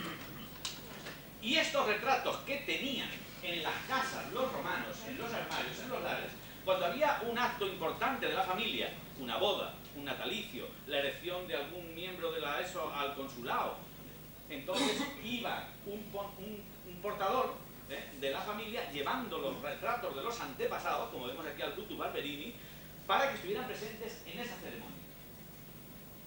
Es decir, esta práctica funeraria, esta costumbre de los romanos de conservar la efigie de los antepasados, de tenerla siempre presente, de llevarlos incluso para que tuvieran una presencia en los actos que eran importantes para esa familia, es lo que provocó que en la historia del arte, en el arte universal, se hiciera el busto. Ese busto, que es el caso de nuestro Padre Jesús de las Penas, viene de aquí, viene de Roma y de esta práctica funeraria. Ahí es donde se gesta esta iconografía de la figura de medio cuerpo. El barroco, por ese deseo de aproximar a los fieles la imagen y que conserve el tamaño, comienza a hacer bustos de representaciones. También el Renacimiento ya había fundado algo en este sentido. Este es un busto castellano, la Virgen de Belén, la Virgen junto al niño. Este es otro busto también de la Virgen de Belén, pero en este caso ya andaluz y probablemente está en Priego, en San Juan de Dios de Priego, y esta yo la vinculé. La vinculé a Duque Cornejo, porque está muy en el aire del arte de Duque Cornejo. En pintura también nos empezamos a encontrar el efemo de busto. Esta es de Juan Masí, padre Juan de Juanes, y este de Morales. Nos encontramos también en pintura el busto del efemo. Y por supuesto, Pedro de Mena, del que empezó a hablar, empieza a hacer esas representaciones de busto, porque el busto del Ecce Homo, el busto de nuestro Padre Jesús de las Penas, es la representación más clara de la humillación de Cristo, porque es el escarnecimiento total. Cristo está mostrando los moratones, los salivazos, la burla de los que lo han querido burlarse de él. Le han puesto una caña por cetro y el manto rojo como símbolo de la realeza, las manos a veces amarradas, apresando la inocencia. Es decir, es, diríamos, la máxima expresión de el ultraje humano hacia el propio Dios, y al mismo tiempo la máxima expresión de la mansedumbre de Dios, que acepta todas esas auténticas barbaridades y salvajadas por parte de los humanos, y siendo omnipotente y todopoderoso lo acepta y lo asume con una unidad absoluta. Entonces, por eso el Ecce Homo adquiere un interés extraordinario, y en esa imaginería barroca que lo que pretende es emocionar, comprometer a los fieles, que no lo vean como algo que se ve allí y tal, sino que realmente sientan compasión, conmiseración, es decir, que haya una actitud de compromiso en la contemplación, movernos al fervor. Por eso se desarrolla tanto y con tanta fuerza esta iconografía del busto pasionista, dentro del cual está la imagen del patrón de este querido pueblo del Tinafer, nuestro Padre Jesús. Y después, bueno, esto es otro busto de los que saca Pedro de Mena, de la Dolorosa. Y llegamos a otra imagen de la que yo quería hablar brevísimamente, que es esta imagen que me trajo por Encinas Reales hace ya algún tiempo, vine en las ocasiones y la estuve viendo porque me interesó especialmente. Es una pieza sin duda excepcional. Yo cuando la vi me causó una magnífica impresión. La Virgen del Rosario, sabemos que en el 708 el hermano Cristóbal de Santa Catalina, que estaba construyendo la Virgen del Calvario, habla de que se encargue una imagen de la Virgen del Rosario para un altar sobre el que luego se enterrará precisamente bajo ese altar de la Virgen del Rosario. Él muere en el 14 y ya debe estar hecho el altar, porque lo entierran, se dice que lo han enterrado bajo la Virgen del Rosario, o sea que ya debía estar. Entre el 708 y el 714 se debió hacer esta imagen.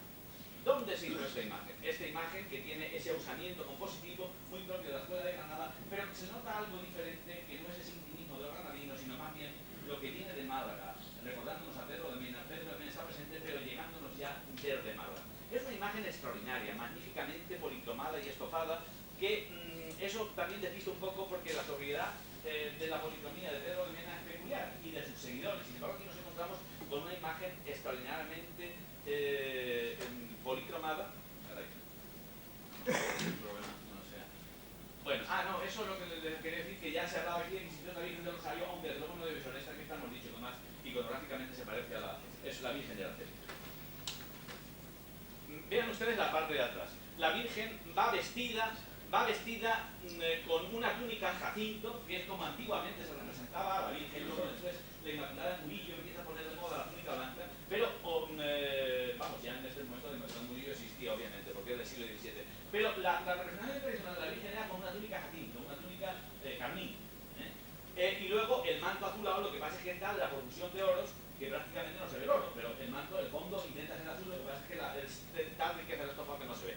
Y luego tiene un aire extraordinariamente doméstico, que fue lo que a mí me dio la pista, aparte de algunos rasgos del rostro, para atribuirla a Miguel de Zayas.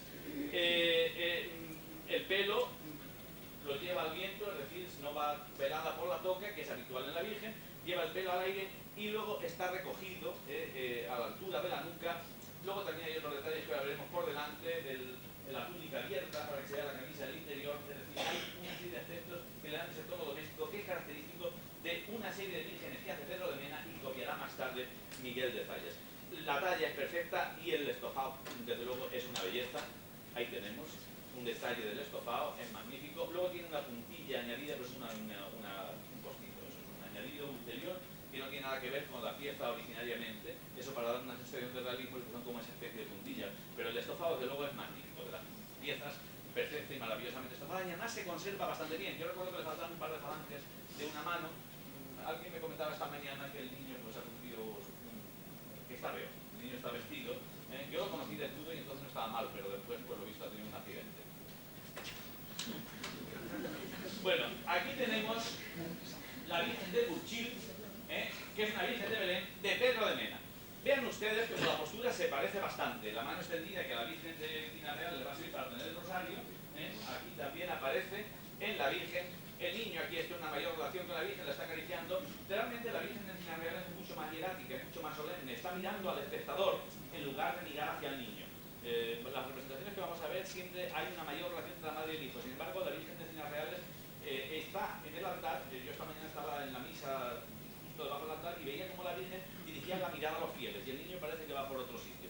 Hay un cierto ensimismamiento también del rostro de la Virgen de Encinas Reales, que también se ve aquí esa especie de cara de pena, de sensación premonitoria. Son lo que yo llamo las vírgenes premonitorias, que son vírgenes que aún estando gozando de los días de Belén y la alegría de la infancia de Cristo, pero ya están presintiendo la tragedia del Calvario. Entonces eso es lo que les da ese aire de nostalgia, de pena, que por ejemplo claro, en el arte por ejemplo de Botticelli y en los magníficos italianos hay vírgenes premonitorias, vírgenes que presienten la pasión. Y eso lo tiene también la Virgen de Encinas Reales, es una especie de presentimiento de la tragedia.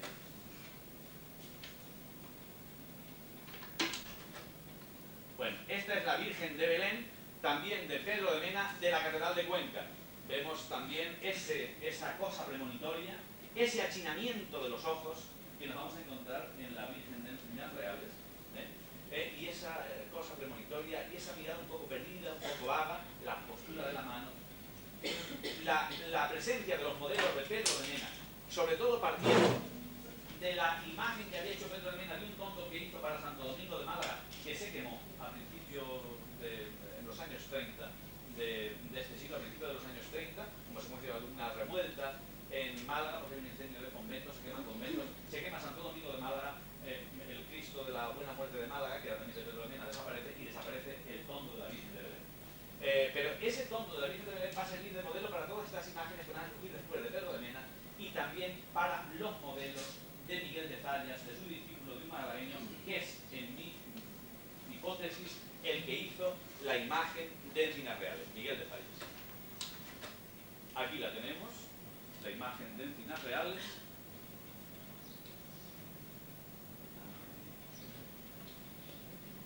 Vemos un poco ese achinamiento de ojos que veíamos en Pedro de Mena, vemos la postura de la mano siempre despegada, esas son las falanges que yo decía que recuerdo que le faltaba cuando yo hice estas fotos, y el niño un poco mirando también vuelta hacia el espectador, casi como jugando en un diálogo con el espectador, y la Virgen ausente un poco con esa tristeza premonitoria de que hablábamos al momento. ¿De dónde proviene iconográficamente? Pues hemos hecho de dónde provenía iconográficamente el busto de nuestro Padre Jesús. Pues vamos también a hacer un pequeño repaso para ver de dónde viene, desde antiguo, arrancando en el mundo griego, las imágenes que llevan al niño en los brazos. Aquí tenemos una representación del siglo IV a.C. del arte griego, que es la Irene y Plutos de Cefisodontos el Viejo. Ahí es donde está el germen de la iconografía de la ovejetría de la Virgen Conductora del Niño. Más tarde, mucho más conocido, Prasiteles, haría este Hermes, que va llevando a Baco a la mansión de las ninfas que se van a encargar de su crianza, que vivían en Creta, y está representando al dios, a la divinidad adulta, llevando a una divinidad chica, que es lo mismo que la Virgen, pues, con su carácter de Madre de Dios, llevando a Dios en sus brazos, ¿no? Y un tema que también aparecerá, por ejemplo, en nuestra iconografía, en la versión del varón, el San Cristóbal, conduciendo también. Es decir, ¿cómo nos encontramos una serie de temas que vienen del mundo clásico, de varios siglos antes de Cristo, y que luego van a influir en la iconografía cristiana, porque siempre hay un trapase de la iconografía previa a la iconografía que se va generando en el arte cristiano? Este es el tipo de la Virgen Conductora consolidado en Bizancio. Esta es la ovejetría, la Virgen Conductora. Es una Virgen absolutamente hierática, solemne, desmaterializada, muy espiritual, muy antinatural. ¿Por qué? Bueno, pues porque la revolución iconoclasta que se organizó en Bizancio, esa persecución y esa lucha y esa destrucción de las imágenes por parte del poder político, porque eran una fuente de ingresos para los monasterios y había que acabar con el poder de los monasterios. Entonces, todo eso hizo que cuando la iglesia bizantina, la iglesia ortodoxa, que resulta en última instancia ganadora y vencedora en aquella contienda, pues se convirtiera en enormemente conservadora. La iglesia que había tenido una fuerza de progreso, luego se convierte en enormemente conservadora y tratan de conservar la fisonomía de las imágenes sin variarlas nada, para que no sean tachadas nuevamente de ídolos, y muy desmaterializadas, muy descarnadas, para que no se puedan tachar de una imagen sensualista, una imagen que recuerde los ídolos del mundo pagano. Esta es la razón de que los iconos de Oriente, de la Iglesia Oriental, sean hoy exactamente igual que eran en el siglo XI. La Virgen, por ejemplo, del Perpetuo Socorro, reproduce modelos de aquella época, es decir, que no se varía absolutamente nada. Bien, pues de ahí partimos en el arte bizantino, y estos modelos bizantinos son los que van a pasar en el mundo medieval, en el mundo románico y más tarde en el gótico, sobre todo en el mundo gótico, porque en el mundo medieval lo que pasa es la Virgen sedente, la Teotocos, la Virgen que está sentada con Cristo en sus rodillas. Y en el mundo gótico es cuando nos pasa la ovejetría, la Virgen Conductora, pero ya el gótico comienza a darle una naturalidad que el mundo bizantino le había negado a la Virgen. Es mucho más mujer, ahí vemos lo que llaman los franceses le mouvement de Sanche, ese movimiento de caderas que indudablemente le da una flexibilidad a la Virgen, le da una naturalidad que no tenía esa Virgen rígida, absolutamente embarada, que veíamos en Bizancio. Y empieza a aparecer una relación del niño que ya pone la mano sobre el pecho de la Virgen. Antes el niño estaba completamente apartado, muy con su papel, con el rollo de la ley y no queriendo saber nada con la madre, sin relación. Y aquí ya se empieza, aquí vemos ya esta relación absolutamente cariñosa del niño que se acerca y acerca la mano hacia la Virgen. Es decir, el gótico va asumiendo una naturalidad en las representaciones marianas que obviamente el mundo bizantino lo había tenido. Y el mundo renacentista pues vemos ya esa relación absoluta de abrazo. Y así llegamos a esta Virgen barroca, que participa de esa iconografía que arrancó en el mundo griego y que hoy la tenemos en ese altar de esa magnífica ermita, de esa bellísima ermita de Encinas Reales. Bueno, aquí lo tenemos nuevamente más de cerca. Y aquí tenemos una virgen, vean ustedes la anterior, a ver si soy capaz de devolver. Vean ustedes la anterior, que es la de Encinas Reales. Y vamos a ver, bueno, vamos a ver a continuación esta virgen que es de Miguel de Fallas. Esta del Pedroso que es de Miguel de Fallas. Esta está documentada como una obra de Miguel de Fallas. Fíjense ustedes en el escote. El tono doméstico, el escote abierto, viéndose la camisa interior, el pelo, aquí el pelo está recogido un poco más hacia atrás, deja ver los lóbulos de las orejas, pero por detrás está recogida exactamente igual. La Virgen de Santo Domingo, a la que he hecho alusión antes, el tonto de Santo Domingo que desapareció en los años previos a la Guerra Civil, en ese, la Virgen también tenía los lóbulos de las orejas descubiertos. Pero en esta, el del Pedroso, perdón, aquí los tenía cubiertos como la Virgen de Encinas Reales. En esta del Pedroso, como digo, están descubiertos. Pero el estriado es muy similar, la forma de estriar el pelo es muy similar y hay cantidad de elementos que nos hacen pensar que estamos ante el mismo artista, el Miguel de Fallas, que hizo esta Virgen de Pedroso documentada como obra de Fallas, y la Virgen de Encinas Reales, la Virgen de Rosario de Encinas Reales que aquí vemos, con ese aire doméstico. Ahí ven ustedes lo que decía de la túnica jacinto abierta y viéndose la camisa interior ahí del niño, ese aire también popular con esas cintitas, esas cenecitas que aparecen en el paño que sostiene al niño, y el pelo recogido con una especie de cola de caballo en la parte de atrás y descubierto. Vean ustedes otra obra de Miguel de Fallas. El ahusamiento compositivo de la figura, la distribución de los paños, de los pliegues. Ahora vamos a volver a poner la Virgen de Encinas Reales y vean ustedes que hay un gran partido. No hablemos ya de la posición de la mano, también en San José aquí para llevar la vara, en la Virgen del Rosario para llevar el rosario. El niño también vuelto hacia el espectador, como en el caso de la Virgen de Encinas Reales.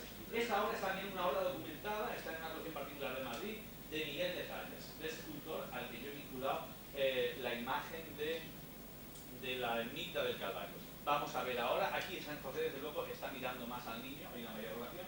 La Virgen de Encinas Reales hemos dicho que está como muy mirando hacia el espectador y un poco con ese ensimismamiento premonitorio de la pasión.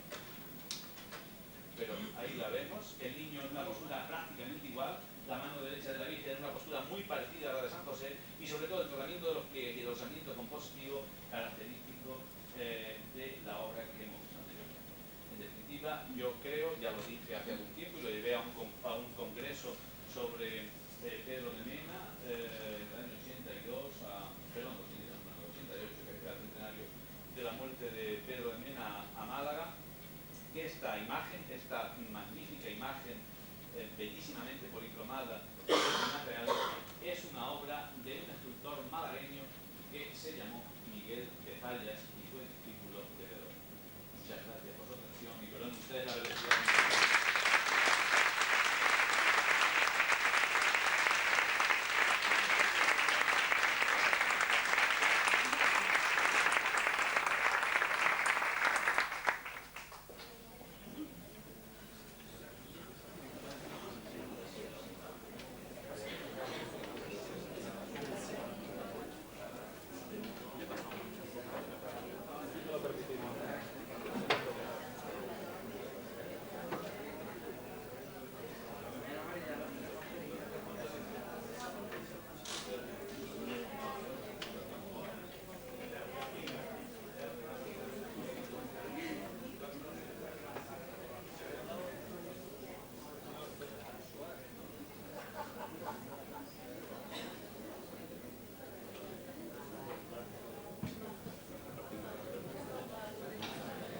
Muy bien, buenos días a todos. Después de la extraordinaria ponencia de Tomás de la Roca, que nos ha enseñado sin ningún tipo de duda un montón de cosas que muchos no sabíamos. Yo confieso que muchas ni las había escuchado nunca. ¿Sabes? Me dice que no las he escuchado porque no fui alumno suyo. Es verdad que hemos ido desgranando a lo largo de estas jornadas de trabajo pues un montón de conocimientos sobre encinas reales que sin ningún género de dudas nos han hecho bastante más ricos de lo que éramos antes de que estas jornadas empezaran. Lógicamente hay que agradecer a los señores académicos el trabajo de investigación tan serio, tan científico que han realizado para podernos ofrecer este tipo de ponencias.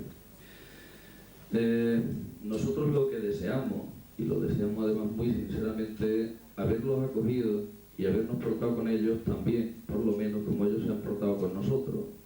Espero que sabrán disculpar los errores que hayamos podido cometer en el tratamiento y en la amabilidad que nosotros, bueno, pues queríamos derrochar por todas partes.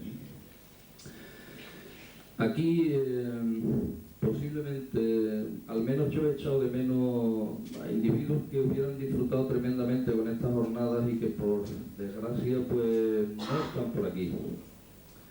Qué duda cabe que individuos que todos recordamos y que todos conocemos hubieran disfrutado tremendamente acompañándonos y conociendo también con nosotros este montón de datos científicos que nos han ido saliendo como sin darnos cuenta, pues desde la Pililla hasta el Surreón aproximadamente y desde el arroyo Mariscal hasta la casilla Los Carboneros han hecho un repaso magnífico, profundísimo de todo lo que es la vida de Encinas Reales desde todos los puntos de vista. Nuestro agradecimiento más sincero, nuestro agradecimiento más profundo a la Real Academia de Córdoba.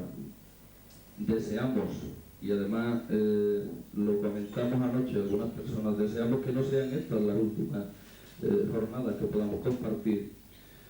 Nos ha servido a todos para mucho. De hecho, esta mañana incluso hemos llegado al acuerdo, después de la misa del Calvario, de que el estudio del pueblo que tenemos es pues casi necesario que lo sigamos manteniendo, porque el que es de verdad el escudo del pueblo está en la cúpula central del Calvario, no hay por qué darle tantas vueltas, y me imagino que vamos a andar convocando pleno rápido para subsanar este error, que no tiene mucho sentido que lo sigamos manteniendo.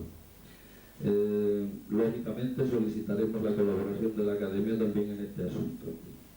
Yo quiero agradecer también, aprovechar la ocasión para agradecer la tremenda amabilidad con la que él se caracteriza y bueno, pues la amabilidad con que nos ha atendido don Julián, nuestro párroco, tanto en la visita a la iglesia de Nuestra Señora de la Expectación ayer como al Calvario esta mañana.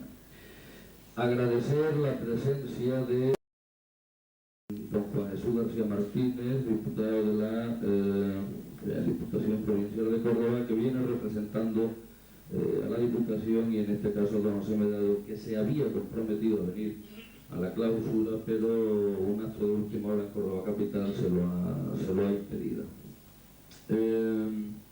Asimismo, bueno, pues vamos a hacer entrega de algunos de los diplomas. Simbólicamente vamos a entregar algunos, el resto lo tienen las azafatas en la mesa y ahora pues os vais acercando a recogerlos simplemente. Don Ángel Aroca tiene la palabra. Muchas gracias.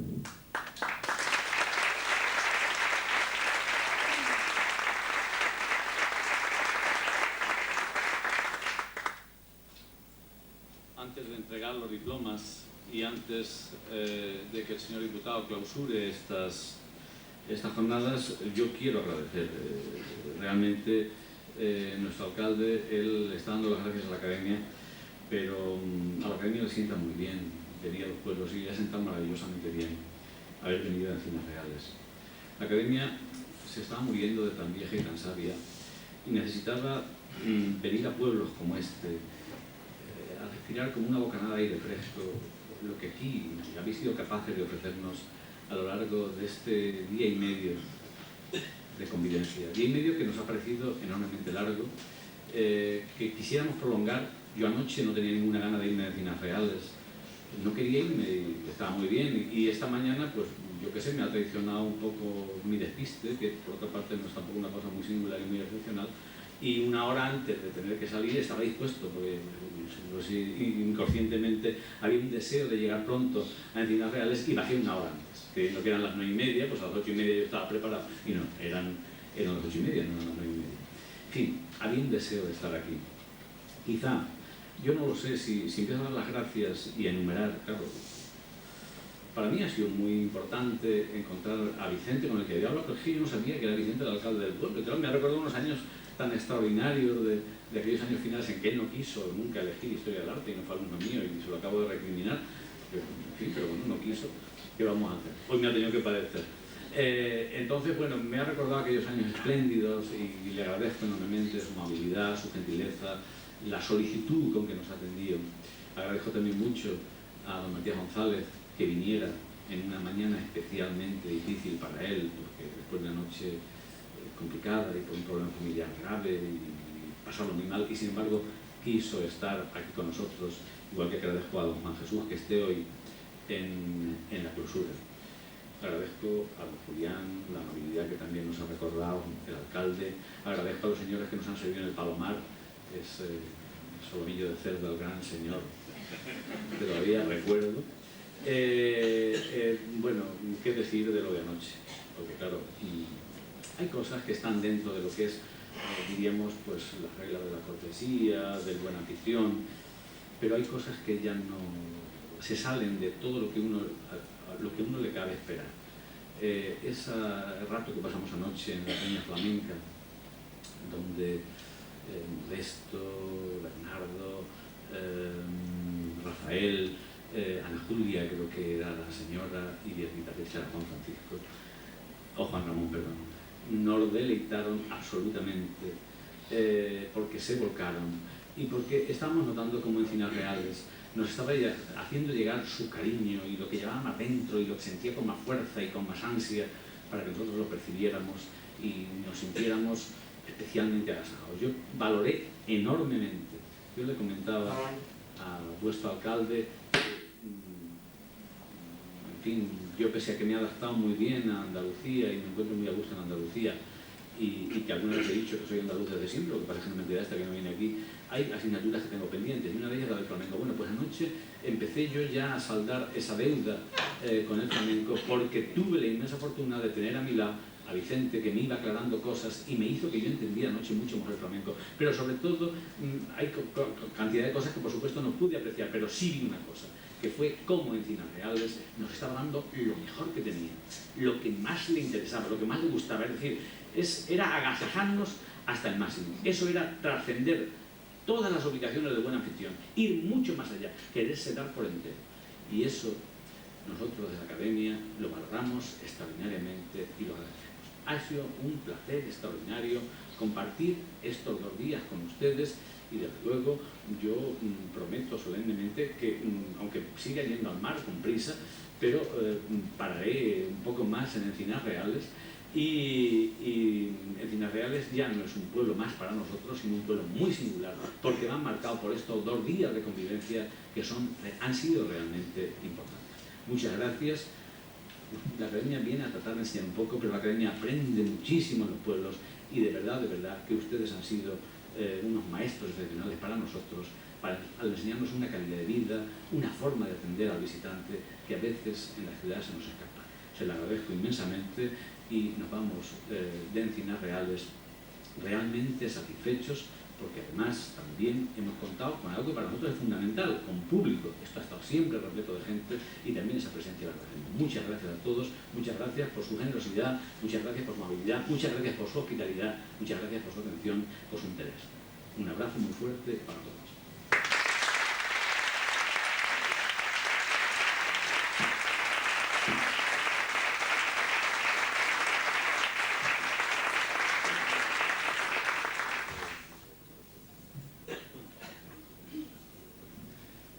Buenas tardes.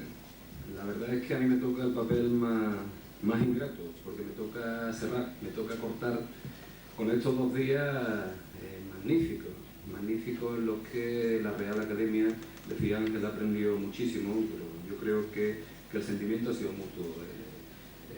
El aprender, el descubrir cosas nuevas, no solo en las ponencias que han sido todas ellas magistrales, sino luego charlando, comentando, recordando.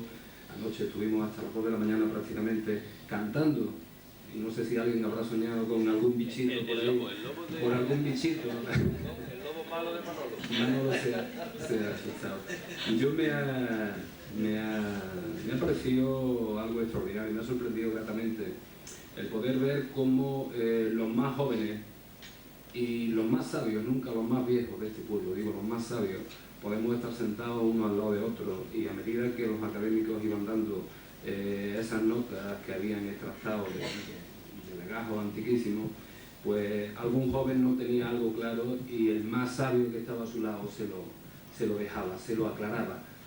Para mí eso yo creo que es síntoma de que en este pueblo somos pequeños, somos pocos, pero no voy a decir somos buenos, sonaría un poco mal, ¿no? Pero yo creo que esa confraternización, ese estar, ese confluir de distintas edades, de distintas personas, es algo característico y que yo creo que tenemos que preservar y tenemos que hacer salir o saltar por encima de muchas cosas.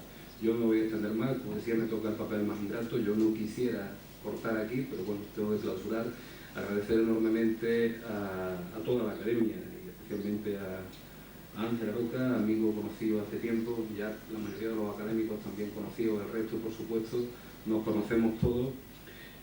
Alabar la iniciativa, por supuesto, del ayuntamiento de nuestro pueblo, en la persona de su alcalde, de Vicente, que yo creo que con actos como este seguimos profundizando en lo que es la identidad o la historia cercana o lejana. Lo dejamos ahí cada uno que lo coja como quiera, pero en esa historia que en definitiva son señas de identidad de todos y cada uno de nosotros, porque nuestros abuelos, los que están, o esos que no estaban, que comentaba Vicente, que no están y que igual estaban aquí, yo creo que este es el mejor homenaje que podemos rendirle a ellos, porque siempre estarán en esa memoria, en nuestra memoria, y siempre podremos echar mano a ellos o echar mano a las historias que nos contaban. Nada más, muchas gracias y quedan clausuradas las jornadas.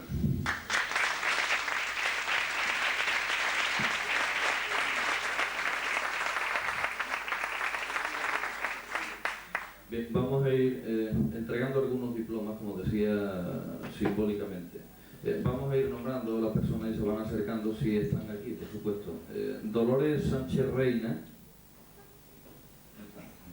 Sí está.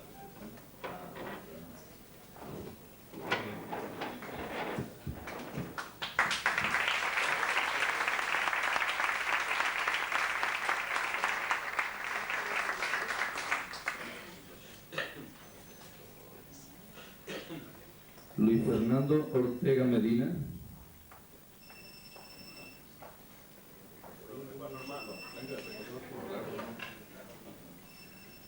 Algo te toca a ti, ¿no?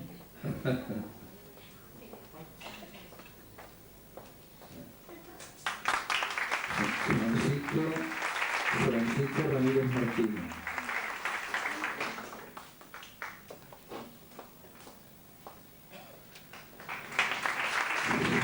José Luis Prieto.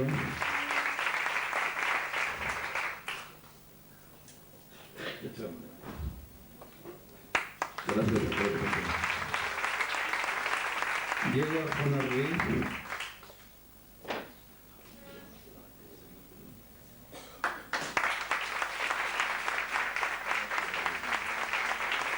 Bernardo Barrera García. Nuestro cantador.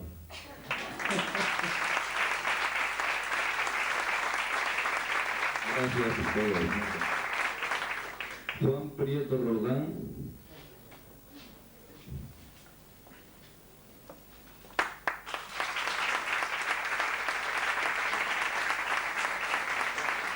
Juan Jesús Roldán González. Alguien hay aquí que le toca algo, ¿eh?